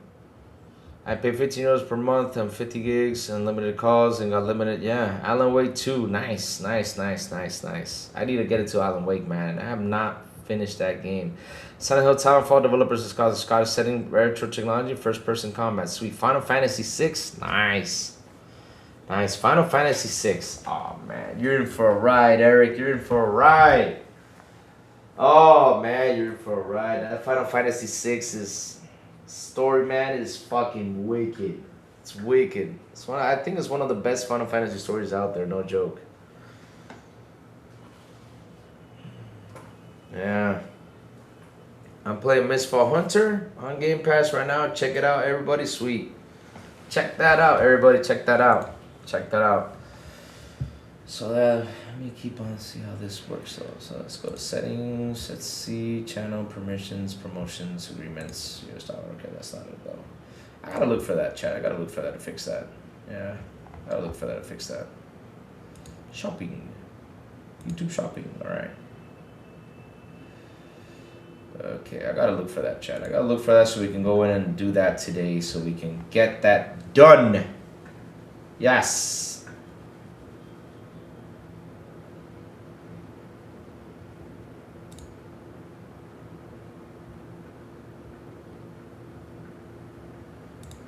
I want to look for it right now. I want to look for it in just a minute. So later on when we log in, we can just do this real quick and talk about that and do that tonight and have it ready. I'll just log in and have it ready. That's what I'll do. Thanks for the show, Louis, and chat, and was awesome. Oh, yeah. Tomorrow we're going to talk about Gears, guys. So I'm just going to send my buddy Farq to have that done already. We're going to talk about everything that was shown in there and dissect it and see what else pops up when it comes down to Gears of War. Yes. And of course, we're going to talk about Halo because today I am going to finally sit down and play Campaign Evolved to tell you guys what I think about it. And yeah, see everything that goes on. Needs of Dark Descent was released end of the month. Nice. So chat, like always, thank you all for hanging out with me today. Thank you all for super chats. Thank you all for memberships. You guys rock. You guys are awesome. I love you guys. And that's seriously, chat. It's been a very fun and awesome conversation. It has been. Yep, it has been. So chats, hit the like button, hit the subscribe button, also hit that bell so it can tell you when XBI content. Oh, did I say XBI content? XBI podcast comes on. And guys, have a beautiful night. Do many beautiful and awesome Thursday. And as always, I will see you guys on the Xbox International Podcast at 7 p.m. ET with Sablo, the Big Plume, and Silent Cypher. And on Fridays, they invite me to don't XP en español with El Vecinicita Metal Berserker. And last but not least, good morning with Crazy Lou Gaming when I send the signal out over there on Twitter X, Discord, YouTube. Over to Twitter X, Blue Sky, Discord, and YouTube. And that's where you got to hit that bell so you can know when the crazy one comes out about what's happening in the gaming news world. Chats, have a beautiful day, and I will see you guys tomorrow morning on Good Morning with Crazy Luke Gaming. Bye, y'all. Have an awesome one.